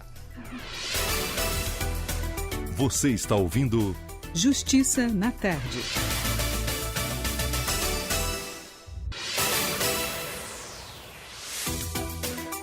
Voltamos a apresentar Justiça na Tarde. Justiça na Tarde Debate. Pois bem, estamos de volta, são 16 horas mais 6 minutos e já entrando na segunda hora do nosso debate, que hoje estamos com as nossas convidadas e convidado, doutora Ana Carolina Sena, que é advogada, especialista no direito das famílias e sucessões, diretora do IBDFAN-DF e também do IBDCOM, também da nossa capital federal. Doutora Renata Malta Vilas Boas, advogada, professora universitária, presidente da Comissão de Violência Doméstica e Familiar do IBDFAN-DF, conselheira da Academia Latino-Americana de Ciências Humanas, presidente da Comissão de Família da Rede Internacional de Excelência Jurídica do Distrito Federal. Doutora Luciane Roban, que é advogada com especialização em Direito das Famílias, com especialização em Direito Civil e Processo Civil e também especialista na regularização de imóveis. E também conosco Yuri Oliveira Gonçalves, doutor, já que está se formando, último ano, portanto, último semestre no curso de Direito. Bom, doutora Renata Vilas Boas, todo advogado é bacharel em Direito. E nem todo bacharel em Direito é advogado. A frase já começou errada. Então me corrige. Todo bacharel em Direito pode ser advogado. Tá certo? É o seguinte. Não, a pergunta é o seguinte. Vamos simplificar. Né? Já que eu pisei na bola aqui, deixa eu me corrigir. Ou seja, a profissão de advogado é uma profissão onde a pessoa, de alguma forma, busca, portanto, o conhecimento, se forma, portanto, aí no campo do direito, quer dizer, busca a OAB para ser, portanto, aí, exercer, portanto, aí a advocacia, e muitos, às vezes, buscam, portanto, o bacharelado em direito e não avança, portanto, no campo da advocacia. Quer dizer, isso, de alguma forma, é bom, é ruim para a carreira? Como é que a senhora vê também esse aspecto, doutora? Walter, olha só, vou voltar aqui um pouquinho, porque essa fala sua, ela reflete uma regra geral da sociedade. Mas eu ainda tenho um quantitativo de pessoas que não fizeram curso de direito, mas eles são advogados. Ué, como? Pois a obrigatoriedade de você fazer o curso de direito, historicamente, ela é recente. Então, existia a possibilidade de você advogar sem ter frequentado, né, um curso de direito. Essa obrigatoriedade, ela é da década de 90 para cá. É recente. Então, nós temos... Lembra daquela expressão rábula? Lembro perfeitamente. Então, o rábula era aquele que era advogado, mas sem ter feito o curso de direito. Perfeitamente. Então, existia essa possibilidade de que você poderia advogar. Você tinha que ter o quê? Era a prática. Por quê? Porque eu não tinha quantidade de faculdades suficientes para levar, né, para o Brasil inteiro profissionais qualificados. Então, principalmente nas cidades mais do interior, que você iria encontrar a figura dos rábulas. Não que não tivesse aqui em Brasília, São Paulo, Rio, as capitais, mas no interior era mais fácil de você encontrar os rábulas, que eram aqueles que detinham a prática e que não tinham como vir fazer o curso de direito nas grandes cidades. Então, eu ainda tenho, né, dentro dessa ideia, em razão da idade, pessoas que não fizeram o curso de Direito e que hoje são advogados. E são reconhecidos pela OAB? São reconhecidos, porque na hora que veio a obrigatoriedade, todos eles abarcados e passaram a ter a carteirinha da ordem, porque eles já advogavam. Então, eles já tinham o direito ali, né, a exercer a advocacia quando veio essa obrigatoriedade. Então, por isso que a minha pergunta estava equivocada. Exato. Depois de 94, aí não. Aí hoje, né, todo mundo precisa fazer o curso de Direito, se tornar bacharel e, se quiser, fazer o exame de ordem para se tornar advogado. Isso na ordem tradicional. Mas eu tenho situações ainda peculiares em que não há necessidade de fazer o exame de ordem para se tornar advogado, que é o caso de juízes, promotores, que quando, né, resolvem se aposentar, eles podem pedir a habilitação na OAB sem ter feito o exame de ordem. Ah, pode? Existe essa possibilidade. Ah, existe a possibilidade. Não, pode se eles quiserem. É uma possibilidade prevista na norma, tá? Mas vamos lá. A gente tem uma ideia de que fazer o curso de Direito é igual a ser advogado. Não é. O curso de Direito, qualquer um, o melhor que seja, não prepara para a advocacia. Como também não prepara para ser magistrado, não prepara para ser membro do Ministério Público. Por quê? Prepara o conhecimento. Você vai ter ali um conhecimento mínimo, diga-se de passagem, né, para você entender o que é a ciência jurídica. Por isso que a gente se forma em bacharel. Por quê? Para você exercer qualquer uma dessas profissões, você vai ter que fazer mais alguma coisa. Então, se a gente estiver falando do magistrado, ele vai fazer uma prova, né, para se tornar magistrado vinculado ao Tribunal X. Ele passa lá pelo certame dele. E se vai se tornar advogado, você vai fazer o exame de ordem. Porque a faculdade, a estrutura dela, os cursos de direito, não preparam para as profissões, preparam para o conhecimento teórico. Então, essa é a grande briga que a gente tem, né, entre a teoria e a prática, que o Yuri e todos os outros estudantes de direito sentem, né? Então, quando a gente vai contratar, aí estou falando eu, Luciane, né, a Carol aqui vai contratar, né, um estagiário, a gente quer saber o que ele já está trazendo ali de prática, se tem alguma coisa, né? Mas muitos fazem a opção de fazerem estágios em órgão público. E aí, para a gente que está no escritório, a gente fala assim, bom, só se não tiver outro candidato. Então não é bom a pessoa fazer estágio em órgão público, quem está fazendo bacharelado de direito. Eu acho que ele precisa passar pelo órgão público para ele entender toda a sistemática. Eu entendo, e eu fiz isso na minha época enquanto estudante, passar por todos os pontos para saber aquilo que eu me identificava, para saber, inclusive, se eu queria realmente ir para a advocacia. E ver a advocacia como sendo a última solução, não dou conta de passar no concurso, não dou conta de fazer isso, vou para a advocacia, pode esquecer. É melhor desistir do curso de direito, é melhor desistir daquilo ali e vai fazer qualquer outra coisa na vida. Porque a advocacia demanda o sangue da pessoa, né? Você tem que estar estudando sempre. E você tem que estar estudando o quê? Tudo. Walter, outro dia eu estava tendo que ler sobre os movimentos das marés. Porque o cliente que me apareceu, ele queria levar queria pedir uma patente, né, de um projeto que ele estava fazendo sobre transformação do movimento das marés em energia para virar luz. Eu falei assim, meu Deus, eu tenho que ler sobre esse trem aqui? Né? Então, lá fui eu entender o movimento da maré, para poder entender se na linguagem dele, porque uma coisa é a ideia dele. Pensa assim, meu professor Pardal, né? Então, a ideia dele, eu tinha que decodificar para dentro do pedido que ia ser feito para o INPI, para ver o que ele estava levando, para ver se entrava em choque ou não com outros pedidos que já existem. Então, lá vou eu estudar sobre isso. Então, você vai estar estudando sobre coisas que você não tem nem noção. Sem ferir a ética, esse pedido foi feito? Se o pedido foi feito? No INPI? Não foi feito porque aí ele resolveu que estava faltando alguma coisa lá no projeto dele. E ele está lá pensando nesse negócio aí ainda. E a senhora aguardando. Eu não sei nem se vai para frente, porque assim, né? Ele é o doutor Pardal. Interessante, né? Ou seja... Mas tem mais de um projeto com essas características no INPI.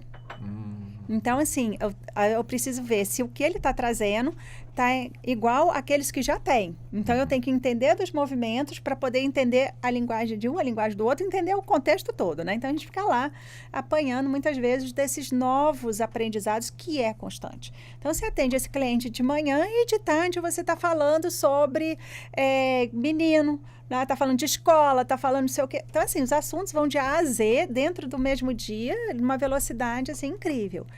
Mas mais do que isso, você precisa verificar se a advocacia é para você. Se a pessoa ela não consegue exteriorizar a sua ideia, ela não consegue exteriorizar a sua ideia tanto escrevendo quanto falando, como é que vai advogar? Se ela tem medo do cliente, tem medo do juiz, tem medo do colega, como é que vai advogar? Então, são coisas que você ou aprende, ou você já sabe fazer aquilo ali que está dentro do seu perfil. Porque senão ela não vai conseguir advogar. Imagina, vamos pensar assim, vou sair do direito da advocacia e vamos lá pensar no pessoal que quer ser policial militar. Ora, ok, faz o concurso, passa pelo treinamento e segue. Mas imagina se ele vira e fala assim, eu não vou correr atrás de bandido, não. Tem medo de arma, não sei. Tem medo de arma, não vou aprender a atirar. Eu falei assim, mas então você não tem o perfil para aquela profissão. Para toda e qualquer profissão, precisa ter esse perfil inicial. Se você quer fazer, você precisa fazer da forma que é. Imagina, Walter, você é jornalista falando aqui na rádio, imagina se você tivesse vergonha de falar no microfone. Como é que ia ser esse nosso programa aqui? Ia ser um mudo. Eu mudo aqui, vocês falando. O que já está quase acontecendo, se depender da gente, né? Da Renata, você não fala mais. Pois tá entendendo? Então, você tem que ter esse perfil. E se você gosta muito da profissão e você quer fazer isso, então você tem que aprender aonde é que está esses seus Renata, nós, hoje né? A gente tem outros ramos, por exemplo, eu vim na advocacia, quando me formei lá atrás, que era só pessoa, né, do advogado, uma máquina de datilografia, depois veio a evolução dos computadores, e hoje nós temos vários perfis dentro do escritório. Nós temos um advogado que é só gestor, um advogado que gosta só de peticionar. Então, nós temos dentro do escritório estrutura. Eu conheço hoje pessoas que têm empresas que fazem peticionamento para advogados, porque eles se tornaram especialistas nisso. Eles não gostam de falar em público, eles não gostam de participar de audiência, mas eles gostam de escrever. Então, nós temos, dentro da advocacia, nós temos N possibilidades que as pessoas podem desenvolver. Nós temos hoje o advogado gestor, o advogado que possa ser a pessoa que cuida da parte financeira, que cuida de contratação de pessoas, a que peticiona, a que faz só a sustentação oral. Tem advogado que não suporta a audiência, mas gosta de fazer sustentação oral. Quer dizer, então, nós temos hoje, dentro do ramo do direito, várias especializações que você também pode tornar um especialista. Nós temos colegas hoje em dia que eles só fazem Tribunal Superior e só fazem sustentação oral. Eles vivem só disso. Então, cada um tem um perfil. Luciana, mas mesmo assim, todos eles têm a mesma base. Sim. Que é esse feeling de ser advogado. Né? Então, quando você fala assim, tem o advogado que ele vai ser só gestor. Tá, ele vai estar administrando aquele conjunto de advogados que tem ali, mas ele tem que ter uma coisa para saber quando passar na frente um processo do outro, quando impulsionar. Tem uma coisa diferente. Por a atividade, vou dizer, mecânica, você pode estar em qualquer um desses polos, que você vai escolher, que você vai se identificar. Mas a escrita de uma pessoa que é advogada e a escrita de uma pessoa que não é advogada é diferente. Sim, claro. Entendeu? Doutora Carol. Colocar uma expressão que um chefe meu utilizava para o que a Renata está falando. Quando eu era estagiária ainda, ele falava, tem que ter raciocínio jurídico, né? O gestor lá na controladoria do escritório, ele tem o raciocínio jurídico. Tem que ter o raciocínio jurídico. Ele vai jurídico. saber qual recurso pode ser interposto contra a decisão, contra aquela. Quem está escrevendo tem que ter o raciocínio jurídico. Quem está atendendo o cliente, que vai apresentar as opções para o cliente do que fazer, tem que ter um raciocínio jurídico. Então, eu acho que, de repente, é esse o ponto em comum de quem tenha o dom da advocacia. Então, assim, você pode estar em vários pontos, mas você precisa ter essa ideia de ser advogado, de se portar como advogado, de se posicionar como advogado, independente do ponto que você esteja atuando. Então, sim, a gente tem colegas que são excelentes numa sustentação oral. Você pede para ele escrever uma linha, ele fala assim, meu Deus do céu, eu nem lembro mais como é que se escreve. Mas ele tem um raciocínio lógico. Ele pode não conseguir escrever, mas ele vai te falar, por causa da sustentação que ele faz. Quer entrar nessa discussão, doutor Yuri? Não, é exatamente isso que a doutora Renata está falando. Lá no escritório a gente trabalha muito com isso também. A base todo mundo tem que ter. A gente, inclusive, se organiza dessa forma. Por exemplo, tem um advogado que é muito bom de captação. É o cara que sabe, né, passar a segurança e contratar o cliente. Só que e fazer com que o cliente contrate ele, na verdade. Só que para ele passar essa segurança, ele tem que ter o raciocínio jurídico, que a doutora Ana falou. Ele tem que saber olhar para o cliente, passar pelo menos umas instruções. Olha, nesse caso dá para fazer isso, isso e aquilo. Então, esse cara, às vezes, ele é muito bom em captação. Enquanto dentro do escritório tem um lá que é o cabeção da jurisprudência, fica o dia inteiro lendo jurisprudência, sabe tudo de reparação civil. Mas e esse cara que sabe tudo de reparação civil, o gênio da jurisprudência, ele não vai ter o contato com o cliente. Mas o advogado da captação que está tendo contato com o cliente, ele tem que saber pelo menos o básico lá da reparação civil e tem também muito de confiar na equipe, né? Tem um cara que trabalha comigo lá que ele sabe fazer isso. Então, é o que a doutora Renata está falando. É o perfil, tem que ter o perfil e tem que ter a base. A partir do perfil da base, o pessoal vai caindo aí para dentro do que sente mais tranquilo. Seja a sustentação oral, seja a realização de audiência, seja a tal da captação, que hoje em dia é o que eu vejo que uma galera tem mais dificuldade, né? Seja o peticionamento. Então, eu acho que é isso, eu concordo. A minha experiência de faculdade, a gente vê isso muito claro. Uhum. Tem gente que conversa muito bem, tem gente que passa uma ideia muito bem, tem gente que é mais cara de pau. Eu acho que eu me enquadro um pouquinho nesse pessoal, assim, mais desenrolado, consegue conversar mais tranquilo. E tem aquele lá que assim, é crânio, é gênio, vai muito bem em todas as provas, mas ele não consegue falar um A. Um caladão. Caladão. Então, por exemplo, essa pessoa, ela tem perfil para quê? Ele vai ser um assessor de juiz, muitas vezes, que não vai precisar ter o contato com o público, mas vai estar lá fazendo sentença, vai estar lá conseguindo construir um raciocínio jurídico legal. Tem um outro que fala muito bem, mas, entendeu? Passa uma ideia muito boa. Essa pessoa, às vezes, ela tem um perfil para advocacia. Isso na faculdade a gente vê bastante. Tem um que é mais truculento, que às vezes vai para a polícia. Assim, a gente consegue ver vários perfis. É exatamente isso que a professora Renata está falando. Agora, deixa eu aproveitar o gancho antes de passar para a doutora Luciane e também para a doutora Renata, acho que quer concluir a fala dela. Aproveitar o gancho aqui, doutora Carol. O avô da senhora, o primeiro radialista de Brasília. E é evidente que Brasília reconhece, tanto que neste fim de mês tanto o seu avô, em memória, como também a sua avó, como também o seu pai, o Carlos Sena, vão estar sendo homenageados na Câmara dos Deputados. Eu também vou estar por lá. Ah, né? que legal. Agora, a pergunta é justamente essa, né? A senhora que vem, portanto, de uma família de comunicação. Evidente que tem um tio magistrado. Isso. Né? O que falou mais alto, né, para que a senhora pudesse buscar essa paixão dentro da advocacia? Walter, eu acredito, eu gosto muito de escrever. Eu até fiz uma postagem na internet outro dia falando que eu fiquei na dúvida. Não sei porquê, mas desde criança, talvez meu tio tenha tido uma influência. Eu já assisti a audiência dele, quando ele falava de um caso ou outro, mas ele era juiz trabalhista, agora aposentou. Sim. Mas eu sempre gostei muito de escrever. Então, eu lembro quando eu tinha lá meus 16 anos, agora eu faço direito, porque desde criança eu falava que ia ser advogada. Aí eu falava, eu faço direito ou faço jornalismo, porque eu gosto muito de escrever. E aí eu escolhi direito, não sei, alguma coisa me fazia com que eu quisesse ser advogada. Talvez essa questão de olhar para situações e querer fazer alguma coisa, né? As injustiças, enfim, querer ajudar, querer auxiliar, talvez seja isso que me fez escolher. Então, eu fiquei na dúvida e decidi pelo direito pensando, eu posso escrever depois, né? E eu já escrevi em algumas obras coletivas e também futuramente quero escrever fora da área do direito também, porque eu gosto muito de escrever. Mas eles são exemplos para mim, tanto no pioneirismo, né? Na coisa de ir lá na frente, de fazer, como meu pai, meu avô, minha avó. Ela tá naquele filme das Mulheres de Brasília. Ela foi uma das primeiras mulheres de Brasília mesmo, que veio com os 4 filhos, alguns nasceram aqui próximo, e ela também ajudou a construir a primeira rádio de Brasília. Então, eu acho que por influência deles, nessa questão do fazer, do ir lá, do mudar, né? Do fazer acontecer na vida das pessoas. Ser uma porta, um auxílio na vida das pessoas. E, por outro lado, o meu tio, nessa dinâmica do direito, assim, de sempre falar, aconteceu isso na audiência, aconteceu isso, aquilo. Eu falava, gente, acho que eu quero isso pra mim. Eu acho que é isso que eu quero mesmo.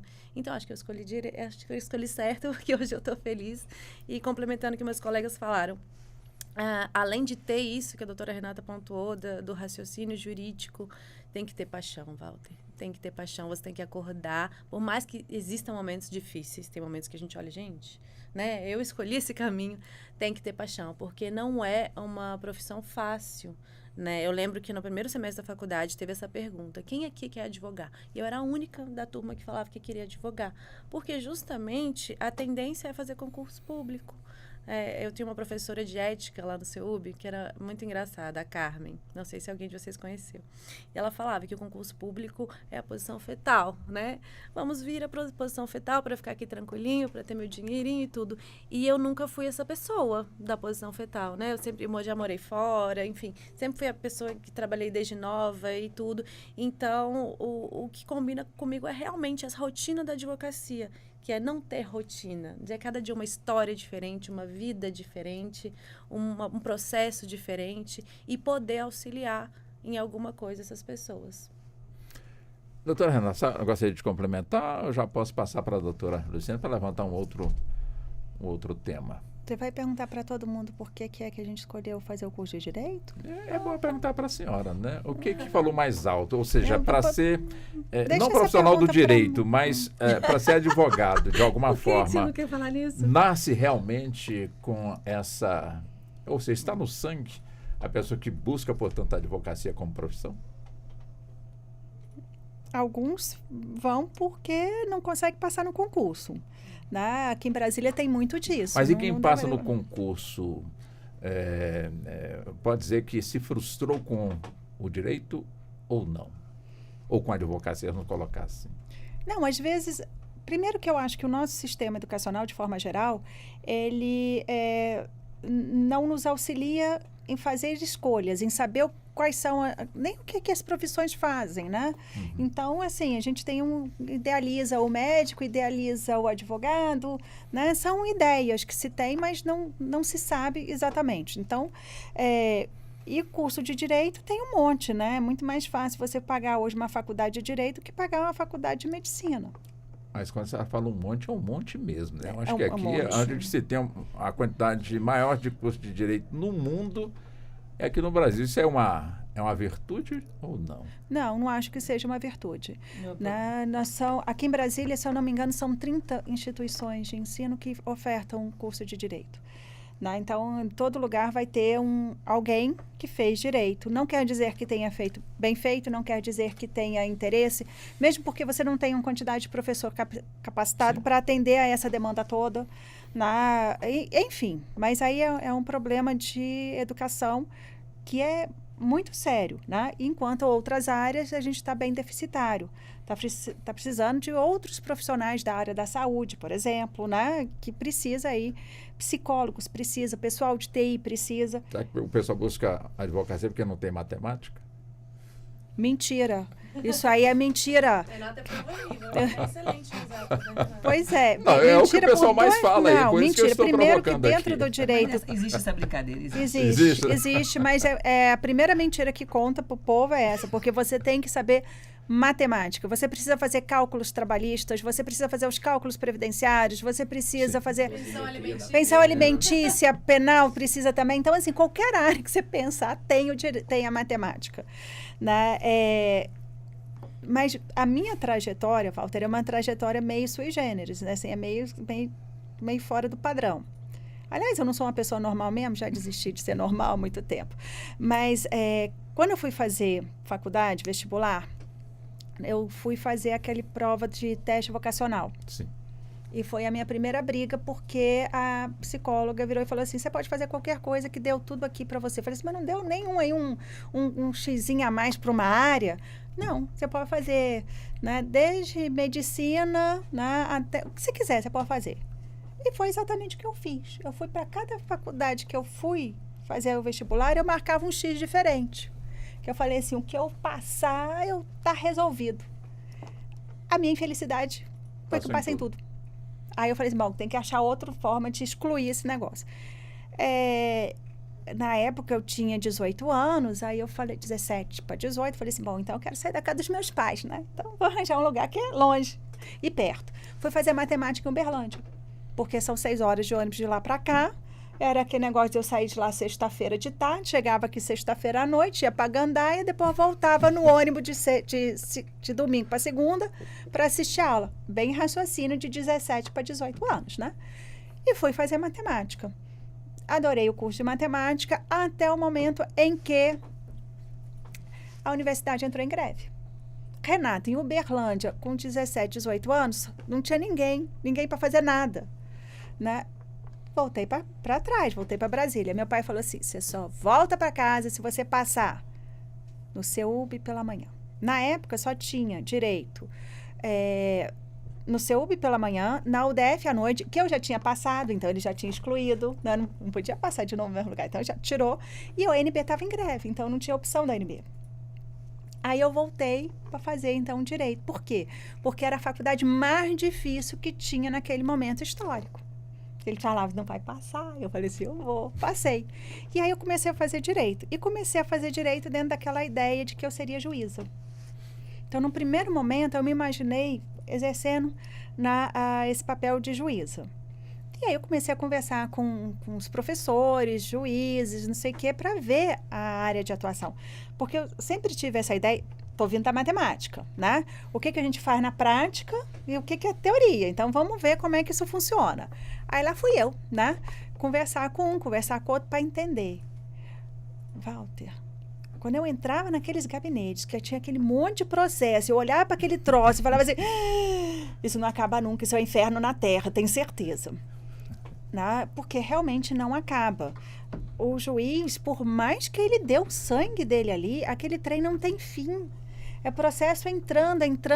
Aí depois eu descobri que apesar dele se esforçar, aquela sentença ser maravilhosa, que não sei o quê, nunca atendia às necessidades das pessoas. Por quê? Porque os dois ficam insatisfeitos com o resultado. Ou, no mínimo, um deles fica insatisfeito, eu tenho recurso. Mas não era pelo recurso em si, é porque você não resolvia. Eu comecei a ver que aquelas decisões não atendiam à vontade realmente das partes. Por isso que eu gosto da mediação. Por isso que eu falo que as pessoas elas precisam aprender a conversar para negociar, para chegar e fechar um acordo. porque não resolvia. Então, eu tinha uma sentença de um juiz e que, no final das contas, ela acabava não sendo aplicada dentro daquele casal. Não surtia efeito. E às vezes você não consegue. Quando você trabalha em execução, Walter, dá uma dor no coração. O fulano tem lá um cheque sem fundo, que agora nem tem mais, uma nota promissória, que não sei o quê. Aí você faz tudo ali para conseguir executar a pessoa, descobre que ela não tem dinheiro.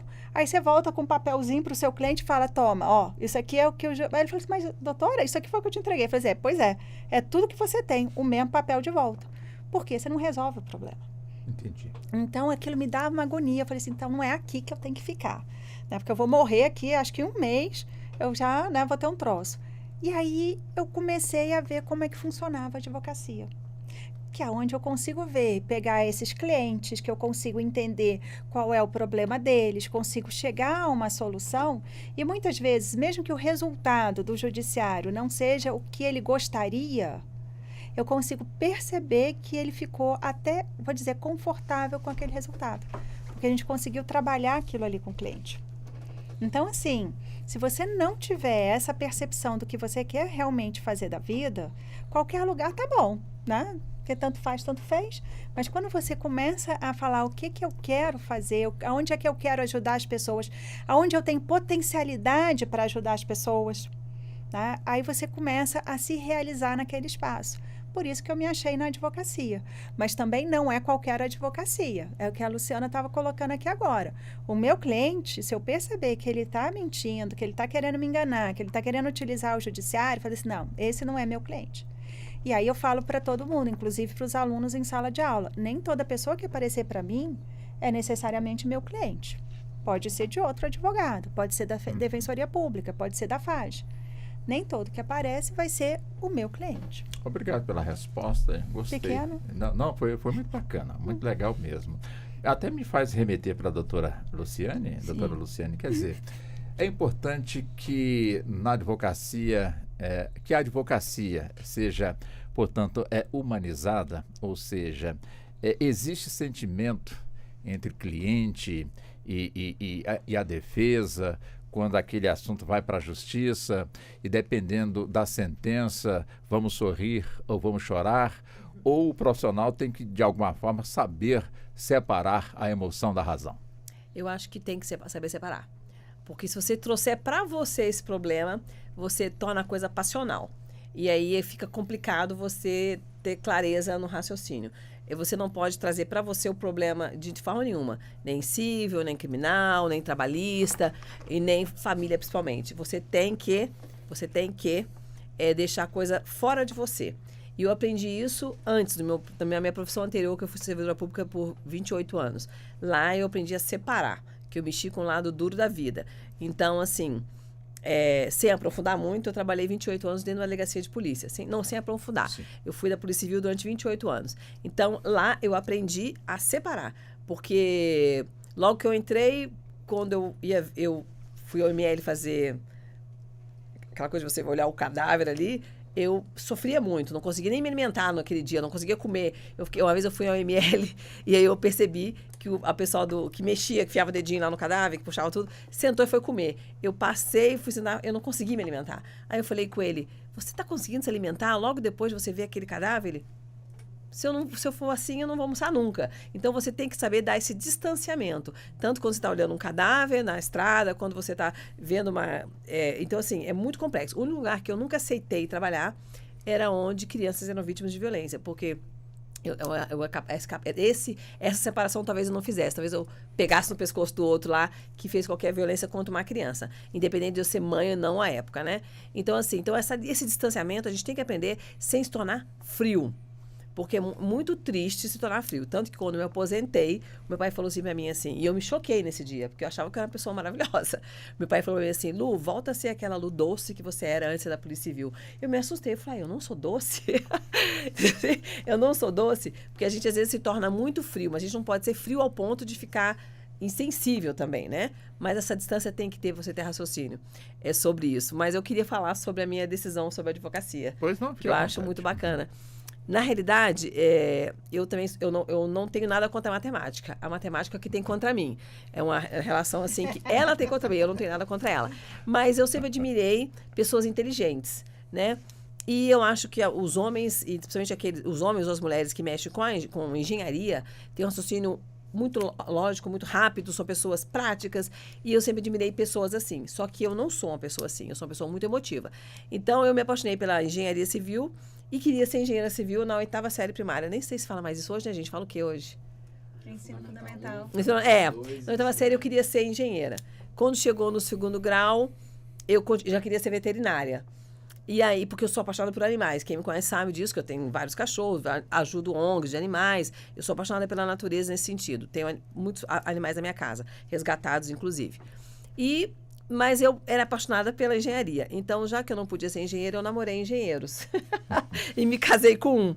E é a melhor coisa que eu fiz, porque ele é o oposto de mim em termos de emocional. Eu sou emoção e ele é razão e a gente se entende super bem. Mas eu fiz vestibular no UNB para engenharia e não passei. E aí, falei, agora, vou fazer vestibular no CEUB. Eu falei, o que eu vou fazer? Eu começava a chorar, porque eu fui uma pessoa muito apaixonada sempre pela biologia, pela ciência. E eu falei, o que eu vou fazer? Aí eu escolhi direito. Foi realmente assim, escolhi o direito. E me apaixonei pelo direito quando eu entrei. E me identifiquei perfeitamente quando eu entrei no curso de direito. Mais feliz que eu seria em engenharia. Porque eu sou muito vaidosa, eu gosto de estar arrumada. E se eu fosse engenheiro, eu ia andar no meio da obra, de botina, suja, empoeirada. Eu não ia ser feliz. Então, como advogada, eu sou muito feliz. Que eu posso estar sempre bem bonita, bem arrumada, assim, cheirosa. Na engenharia, eu não seria feliz. Mas, o que acontece? Como muitos falaram aqui, eu sou de outra geração. Na minha geração, feliz daqueles que são estagiários hoje. Na minha geração, nós não tínhamos vários transporte, nós ganhávamos meio salário mínimo para trabalhar o dia todo. E, apesar de eu ser filha de militar, morar em apartamento funcional, ter ônibus funcional, o meu pai disse para mim o seguinte, quando eu passei no vestibular, muito bem colocada. Parabéns, minha filha, mas não irei pagar a sua faculdade. Você vai pagar a sua faculdade. Eu assustei, porque ninguém me avisou, né? E eu fiz vestibular para de manhã no CEUB. E aquela época, em 1981... tinha direito matutino, mas eu não pude mudar de turno por conta que eu tinha passado no período matinal e para eu passar no segundo prazo de noite eu teria que trocar com alguém, naquela época eu tinha que fazer vestibular, e também tinha que ter 6 meses para poder trocar de turno. Aí eu cheguei, pai, eu não consegui trocar meu turno e nem consegui emprego. Eu vou pagar 1 semestre. Meu pai é uma pessoa maravilhosa, eu não estou reclamando do meu pai, mas ele é muito pontual, então eu aprendi a ser pontual com ele. Né? Ele é um homem que estudou filosofia, pedagogia, é a paixão da minha vida, meu pai, que é um homem equilibrado, ele tinha eu tinha preconceitos que ele não tinha, então meu pai é evoluído. O nome dele, vamos homenageá-lo. Alípio Luciano Gomes, meu pai, 90 anos, maravilhoso. Ele é um homem que tem a visão além de qualquer lugar, qualquer pessoa. E aí eu aprendi a ser uma pessoa boa com ele, porque eu era cheia de preconceitos e ele não. E aí ele falou, minha filha, eu vou pagar 1 semestre, porque eu paguei para você escola particular a vida toda, para você passar no UNB. Se você não teve a competência de passar no UNB, você paga a sua faculdade. Só que aí eu me via onde? Eu tentei estágios, mas os estágios eram exploração total, né? Você era funcionário que trabalhava o dia todo e ganhava meio salário, que não tinha vale transporte, não tinha vale alimentação, não tinha nada. Como é que eu ia pagar o CEUB com essas condições? Aí eu fui para o comércio. Trabalhei no comércio todo o período que eu paguei minha faculdade, né? E aí, trabalhei no comércio, não tive prática nenhuma. Ao me graduar em Direito, eu peguei meu diploma e fui triste do CEUB até a parada de ônibus. Meu pai era militar, reformado, com carro na garagem, mas ele não me dava o carro para a faculdade. Então, eu trabalhava o dia todo, assistia aula à noite, chegava em casa em torno de 1h da manhã. Porque meu pai morou a vida toda no plano piloto. Quando eu entrei na faculdade, ele resolveu se aposentar e mudar para o Cruzeiro Velho, porque era o pior lugar do mundo, você sabe disso, né? Para ter ônibus. Aí eu tinha que pegar 2 ônibus para ir do CEUB, que era próximo da minha casa, eu pegava 2 ônibus para chegar em casa e chegar de madrugada. Como é que era a Luciana Estudante? A Luciana Estudante comia todas as aulas, anotava todas as matérias, chegava em casa depois de muitas horas de ônibus, passava toda a matéria limpo, porque eu não teria tempo para estudar depois, porque eu tinha que estudar naquele momento. Prestar atenção na aula, passar limpo, memorizar, fazer minha memória ser maravilhosa, e na época da prova, meu caderno correr na sala toda, para as pessoas poderem copiar minhas matérias, que eu copiava até assim, a pessoa cuspiu, outra pessoa cuspiu. Só que eu tinha que passar limpo naquela noite, porque era uma taquigrafia que eu fazia, né, na sala de aula, depois eu não conseguiria decifrar. Então, eu passava limpo, porque eu estava com a ideia toda na cabeça, eu passava limpo. Então, eu não sei que horas eu ia dormir. Eu chegava em casa 1h da manhã. Então, esse foi toda a minha faculdade, né? Quando eu me formei, como eu estava dizendo, eu peguei meu diploma e caminhando em direção à W3 para pegar um ônibus para a rodoviária para casa, um pouco antes da aula de despedida, um pouco antes disso, falei, vou me graduar. O que vou fazer da minha vida, Senhor? O meu pai não quis pagar minha faculdade. Meus colegas da faculdade, todos eram filhos, a maioria, de advogados de Brasília. Brasília era muito pequena, né? 86. E eu falei assim, todos têm pais advogados. Meu pai não pagou a faculdade, não vai alugar uma sala para mim, para eu poder criar cliente. Como é que eu vou alugar uma sala, captar cliente sem estar trabalhando no comércio? Aí uma amiga me liga e fala assim, Lu, vai ter concurso para polícia. Faz. E eu falei assim, fica lá 2 anos, depois você vai para... Aí eu pensei, você juíza. Não, na juíza não, porque na época eu pensei em Ministério Público. O Ministério Público não tinha sido equiparado ainda ao Judiciário, ganhava menos e não exigia prática forense. Juiz sempre exigiu. E aí eu falei, ok, vou fazer concurso para a polícia. E fiz. E com 1 semana de estudo eu passei, muito bem colocada. A coisa que seria para ficar 2 anos virou 28. Porque a Polícia Civil já foi muito bem remunerada, tivemos bons salários, e você acaba falando, para onde que eu vou? E vai ficando. Eu fui na época que nós éramos escravos na polícia, né? 24 por 48, não tinha tempo para estudar, para mais nada, só ver dentro da polícia. Então, nós éramos realmente muito escravizados na polícia naquela época, antes da Constituição de 88. E aí, eu fiquei por lá 28 anos. E aí, eu peguei esse meu sonho e botei dentro do baúzinho. Porque, o que eu ia fazer? Vou me emocionar. Eu sou muito orgulhosa. Quando meu pai me falou, não vou pagar sua faculdade, eu assumi.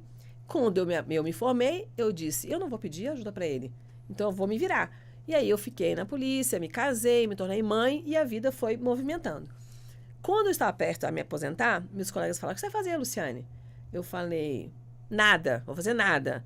Aí ela, vai fazer isso? Não, não vou fazer nada. E as suas roupas? Gente, eu vou pro supermercado, padaria, vestida, mas eu não vou morrer, eu só aposentei.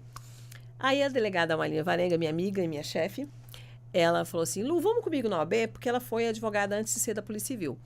Vamos comigo na OAB, porque eu vou reativar a minha OAB. Aí eu cheguei lá na OAB com e perguntei assim, o que eu preciso fazer para fazer a prova da OAB? Eu não queria realmente, mas eu perguntei. O que eu preciso fazer? Ela, doutora, a senhora se formou antes de 94, então a senhora não precisa fazer a prova. Aí eu falei, jura? Juro. Aí, o que eu fiz? Eu peguei todos os meus documentos originais ainda, meu histórico lá tudo, corri na OAB, dei entrada, peguei a minha carteirinha e o meu baúzinho abriu. Aí meu baúzinho abriu, veio uma luz dentro de mim, mas eu sofria etarismo naquela época. Eu estava na minha posse, muito jovens, eu extremamente constrangida, porque tinha outras pessoas como eu, de 50 anos, mas a maioria era muito jovem. E a mesa com pessoas mais experientes, né? Não vou dizer velhos, experientes. Respeito os mais velhos sempre. E aí uma infeliz do meu lado falou assim, esses velhos podiam tudo aposentar e dar vaga pra gente, né? Aquilo me deu um soco no rosto, assim, no estômago. Eu falei, meu Deus, eu sou das velhas que podia estar aposentada e não dar chance para os jovens. Mas eu saí dali e falei, não, eu também tenho esse direito, porque lá atrás me tiraram esse meu direito de ser o que eu queria ser. Então agora eu vou ser. E aí por isso que eu vim para a advocacia. E eu sou muito feliz por isso agora. Porque até os seus sonhos, às vezes, são impedidos de você tê-los. E aí o meu baúzinho abriu e realmente eu percebi que Deus me preparou para passar por tudo que eu passei, para eu ser a advogada que eu sou hoje. Eu sou uma advogada humanizada, que olho para o outro de forma diferente, porque eu via dentro da delegacia, as pessoas buscam, tanto o judiciário quanto a Polícia Civil, como seus psicólogos. Eles querem que as pessoas resolvam seus problemas que eles mesmos não têm condição de resolver. Antes da Maria da Penha ser um inquérito policial, que já foi termo circunstanciado, e eu vivenciei toda essa transição, eu percebia que as pessoas iam lá, elas não queriam se separar, elas se agrediam, mas faltava estrutura familiar, psicológica, emocional, religiosa, principalmente, na vida delas. E elas iam lá para a delegacia para brigar, para a gente resolver para eles, para dar razão para algum, e eles voltavam para casa juntos, entendeu? Assim, então, eu percebi que eu posso contribuir muito para a sociedade, com a minha experiência, com a minha maturidade, ensinar aos jovens, e realmente percebi, Luciane, o seu momento não era aquele, não tinha que ser aquele momento, o seu momento é agora, aos 50 anos. Então, assim, realmente eu sou muito feliz na advocacia e meu baúzinho abriu e a luz está irradiando para todos os lados. Oh, que bom, parabéns. Realmente Obrigada. Emocionante. E fiquei emocionada, realmente. Yuri, e aí? E que lição está tirando desse nosso encontro aqui na Rádio Justiça? Walter, assim, poxa, uma lição só é muito pouco, né? É exatamente isso que as doutoras falaram aqui. A advocacia, desde que eu iniciei, Aí eu percebo que vai muito além da gente... Um dia eu fiquei... Vou falar um relato pessoal aqui. Um dia eu fiquei muito chateado, porque uma cliente... sem julgamentos, mas a cliente já chegou pra gente alterada, irritada. Ela tinha uma demanda que era de reparação civil, era danos morais por conta de uma locação feita numa plataforma digital. E aí eu fui atendê-la junto com o Dr. Fernando e ela se ofendeu pelo valor cobrado pelo serviço, entendeu? Ela falou, isso é um absurdo porque vocês só pegam uma petição pronta, copia, bota os meus dados e bota pro juiz analisar. Entendeu? Assim, e eu percebo já de muito tempo, desde o 3º semestre, que eu entrei nesse ramo profissional da advocacia, que a advocacia vai muito além disso. É o que a gente falou aqui na primeira vez que a gente trouxe o nosso depoimento. A advocacia é sobre você realmente entregar, muitas vezes, paz para uma pessoa. É sobre você corrigir uma situação que tá tirando o sono daquela pessoa. Então, a advocacia é um ramo muito nobre, é função social da advocacia, né? Manter a democracia, manter a paz no país. Se a gente não estivesse atuando como advogados, ia ser tudo um caos, eu tenho certeza disso. E, sim, sempre aprendendo cada vez mais com as doutoras que estão aqui. Na semana passada eu tive a oportunidade de estar no congresso, no 10º Congresso de Direito das Famílias e Sucessões do IBDFAM também. Tive a oportunidade de conversar com as maiores mentes do direito das famílias, o pessoal da mediação, do inventário, e ver realmente que a gente está no caminho correto de sempre ajudar as pessoas da forma mais benéfica para elas. E eu queria voltar um pouquinho na pergunta que você fez da mediação. Vamos lá. Da mediação, que a doutora Luciana falou, e a doutora Renata também. No nosso escritório, é um escritório atuante no ramo do direito civil, mas a gente tem 2 frentes do direito civil. A gente trabalha muito com direito imobiliário e com direito de família. São, sim, 90% da nossa captação hoje é em direito imobiliário e direito de família. E são 2 áreas. A gente pensa que direito imobiliário é um direito muito cartorário, né? Vai registrar um condomínio aqui, vai fazer uma convenção, vai pagar uma dívida, um contrato de financiamento. A gente está tendo um sucesso muito grande no direito imobiliário com as técnicas de resolução de conflitos que a gente tem no direito de família, com a humanização do direito imobiliário. O direito imobiliário ele não é só um contrato que você assina e a pessoa paga as parcelas da prestação do imóvel, do financiamento imobiliário dela e acabou, entendeu? A gente presta assessoria jurídica para algumas construtoras, incorporadoras, imobiliárias, e uma dessas construtoras ela tava com a planilha de inadimplência muito grande. Ela vende imóveis a um valor mais baixo, ela financia esses imóveis diretamente na construtora. E você tem 1 minuto. Você tem que aprender. Não, beleza. Você condensar e o que acontece? A cobrança essa planilha essa folha da inadimplência estava muito grande e a cobrança que essas imobiliárias realizavam era uma cobrança muito ríspida. E a gente falou com eles, deixa a gente assumir a cobrança extrajudicial. E a gente começou a realizar essa cobrança mais humanitária, mais humanizada, falando, olha, estamos entrando em contato para regularizar a sua situação, para fazer um acordo de parcelamento, um acordo de quitação da dívida, seja por parcelamento, seja pela entrega do imóvel. Então, assim, esse lado humanizado, ela vai para todos os lados do direito, inclusive para o direito imobiliário, entendeu? Muito legal, muito legal. Bom, nós estamos já caminhando para o encerramento. Realmente a conversa está muito boa, a doutora Carol. Eu já começo com a senhora, né? E essa colocação será para as senhoras, como também para o doutor Yuri. Nesse dia do advogado, na próxima sexta-feira, dia 11, qual é o grande presente que o advogado gostaria de receber da sociedade? A senhora tem 1 minuto e meio, doutora Carol. Nossa, vou ter que ser rápido, porque eu vou comentar rapidamente a questão da sensibilidade. Que um dos grandes desafios da advocacia é justamente dosar, isso que a doutora Luciane falou, dosar a emoção com a razão. Ou seja, não se envolver de forma a prejudicar a sua sanidade mental, mas também não perder a sensibilidade na resolução quando você vai atender um cliente, quando você vai atuar num processo. Porque a gente não pode esquecer que a gente está lidando com a vida das pessoas, com o sentimento das pessoas. Mas também não pode deixar isso te atingir. A dica que eu dou no escritório é, saiu daqui, desliga. Chavinha, desliga para você conseguir dormir bem, dormir em paz e não ficar martelando todos os processos e os problemas que as pessoas passam pra gente, né? Mas, assim, já pegando essa pergunta do presente da advocacia, primeiro falar que é um presente ver esses profissionais que estão aqui comigo, um tão jovem, a Luciane, uma advogada, uma jovem advogada. Uma jovem senhora advogada. Jovem senhora advogada, sim, que está exercendo esse sonho da advocacia depois de todos esses anos como servidora pública, e realmente é uma profissional que está junto comigo no BDFAN, que eu admiro muito e faz isso com vontade, com paixão e com louvor. E a doutora Renata, que é professora, advogada, brilhante há tantos anos, e eu aí nesse meio termo, 10 anos de advocacia, mas também apaixonada. Então, é um presente estar aqui hoje com esses profissionais, né, estimulando essa advocacia. E o presente que eu acho que a advocacia merece hoje é a valorização, Walter. A gente ainda sofre muitos problemas com a desvalorização da advocacia, né? A sociedade ainda vê de forma pejorativa a atuação do advogado em muitas situações.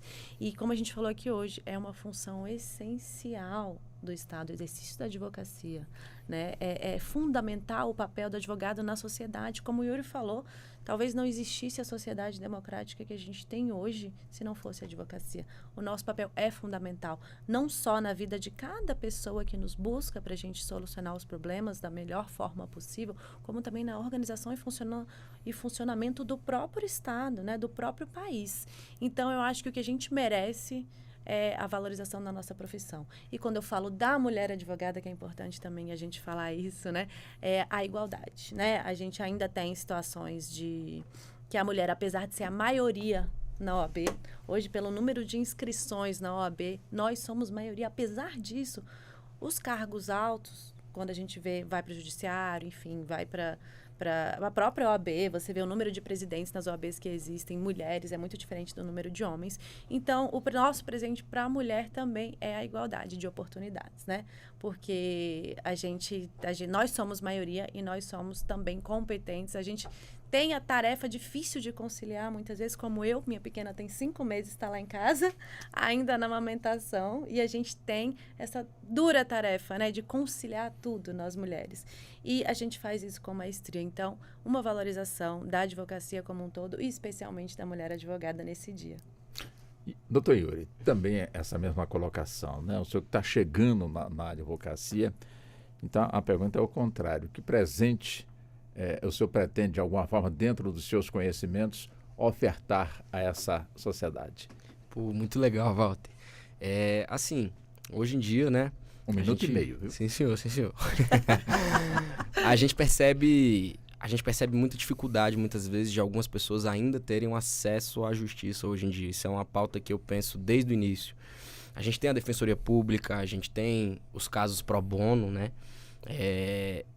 E ainda assim tem muita gente vulnerável, muita gente deficitária de auxílio jurídico.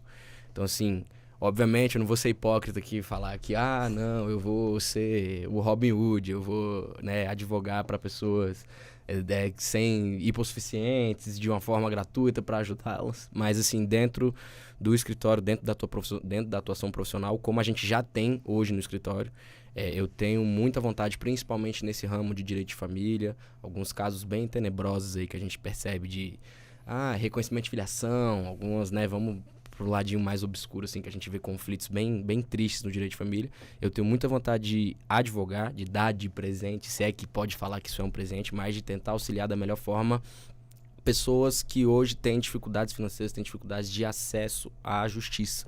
Porque a gente vê realmente muita gente sendo passada para trás, tomando rasteira nesse sentido. Então, acima de, igual a gente falou aqui, acima de honorários, acima de ganhar dinheiro, acima de conseguir ter um padrão de vida legal, a gente tem uma profissão que é ética, que é moral, a gente tem um dever social de ajudar todo mundo, ainda que isso não traga nenhum, né, benefício financeiro pra gente. Então, eu acho que tanto eu quanto esses novos advogados aí, a gente tem que pensar muito nessas pessoas que hoje estão em situação de vulnerabilidade. Doutora Luciane, também, por favor, 1 minuto e meio para as considerações finais dentro deste contexto, né? Qual seria o grande presente que a sociedade poderia ofertar ao advogado no seu dia agora, na sexta-feira, dia do advogado, dia 11 de agosto? Eu vou complementar muito pouca coisa, porque a Carol já falou tudo, né? Mas eu queria fazer só um adendo que você vai sofrer etarismo pela sua pouca idade. Porque esses são os dois pontos dos clientes. Eles têm receio do pessoal mais velho e receio da pessoa mais nova. Na realidade, nós temos problema com os colegas em volta. Mas eu acho que o grande presente que a sociedade pode dar para nós todos é parar com a brincadeira de que nós somos advogado do diabo. Nós não somos advogado do diabo. Nós somos advogado das pessoas carentes. E a gente precisa, como a Carol falou, reconhecimento. Simples assim. Reconhecimento. E dentro dos próprios escritórios também, né? Os outros advogados que contratam os iniciantes, que fazem parceria, também dar esse presente para a sociedade de serem corretos. Então, eu não vou completar muito, porque a Carol falou tudo que precisava ser falado. E eu percebo também que, inclusive, em congressos, em palestras que eu vou, sempre falam-se muito em equiparação, né? Entre a mulher e o homem, mas a gente sempre percebe que os homens são a grande maioria. E nós temos mulheres extremamente capacitadas para isso. Então, o que a gente... Eu não vou aumentar nada mais do que a Carol falou. O nosso presente seria o nosso reconhecimento do nosso trabalho, que é muito valoroso para a sociedade e que um dos presentes que eu queria era que o judiciário realmente reconhecesse que não há hierarquia entre nós, que nós somos iguais. Então, meu maior presente seria do judiciário. Me reconheça, eu sou igual a você, você não é melhor do que eu. Doutora Renata, também, por favor, 1 minuto e meio, também dentro dessa questão levantada, ou seja, o presente que a sociedade poderia ofertar para o advogado, para a advogada, nesse dia 11 de agosto? Bom, eu vou somar, fala da Carol, fala da Lu, vou somando, porque eu quero isso tudo aí. Mas, além disso, eu acho, assim, é reconhecer que a sociedade olhe para nós, os advogados e advogadas, e não procurem o Google para saber os seus direitos. Porque não tem coisa pior do que chegar um cliente e falar, eu li no Google e eu já sei o resultado. Aí eu falei assim, gente, mas você leu uma coisinha no Google e tá dizendo e acha que é isso. E a gente sabe que não é assim. Né? Então, esqueçam o Google. Pois é. Assim, seria proibido o cliente ter acesso ao Google para poder entender isso. Porque o que tem no Google, os textos que tem ali, a jurisprudência que tem ali, a doutrina que tem ali, é um pedacinho e ele não consegue juntar tudo isso para poder pensar o caso dele ou ter o raciocínio lógico, como a gente estava falando aqui, o raciocínio jurídico sobre aquilo. Ele tem uma visão. Então, o que eu queria muito é que ele parasse de olhar o Google para saber qual é o direito dele e sim perguntar ao advogado ou estudar. Então, estude mesmo, mas não venha com respostas prontas, como se fosse... porque, às vezes, a impressão que eu tenho é que ele acha que é meio que sabe aqueles bolo de pacote? Que você faz ali... aquele pronta. Já tem coisa, é só jogar, sei lá, leite, água, ovo, não sei o que, está pronto? Ou pudim de caneco agora, que tem também? Pois é, a advocacia não é isso. A advocacia, ela é uma análise detalhada sobre o caso concreto, o que serve para você não serve para o seu vizinho, né? E assim, a gente tem que fazer toda uma análise detalhada daquela situação. Então, o que está no Google não é nem a pontinha do iceberg, é a gota da pontinha do iceberg que está lá, né? Agora, se ele quiser sentar os seus 5 anos ali e fazer o curso de Direito, será bem-vindo. Doutora Renata, muito obrigado pela participação. Nada, O programa Walter. espera ter, de alguma forma, rendido as homenagens a essa bela profissão, que é a profissão de advogado, das Maravilha. advogadas. Muito obrigado, senhora. Eu que agradeço e agradeço em nome de todos, né, os nossos colegas advogados. Doutora Luciane, muito obrigado. Eu agradeço a honra de estar aqui presente, dividir um pouco da minha história e estimular pessoas a acreditarem que não há tempo para sonharmos e sempre podemos sonhar em qualquer tempo. Há tempo para tudo e há hora para tudo. Então, uma hora vai chegar o seu momento. Doutora Ana Carolina, também muito obrigado pela participação. Eu que agradeço o convite da doutora Renata, a condução brilhante sempre do Walter, meus colegas que estão aqui. E queria falar para todos os advogados que estão ouvindo que se dedicarem com paixão, o sucesso ele vai chegar, né? O caminho é esse, é com paixão e dedicação. Yuri, nova geração da advocacia, também muito obrigado pela participação aqui conosco. Muito obrigado, viu, Walter? Novamente, igual eu falei aqui no começo, é uma honra estar cercado por advogadas brilhantes aqui, pelo Walter, que conduziu aqui de forma excepcional. Realmente é um prazer, é uma honra na minha cidade, no STF. Eu espero que não seja a última vez. Espero estar aqui outras vezes. Muito obrigado. Com certeza. E assim chegamos ao fim da edição de hoje do Justiça na Tarde. Nosso tempo acabou de vez. Boa tarde. Boa tarde. A Rádio Justiça apresentou Justiça na Tarde. Secretaria de Comunicação Social, Supremo Tribunal Federal.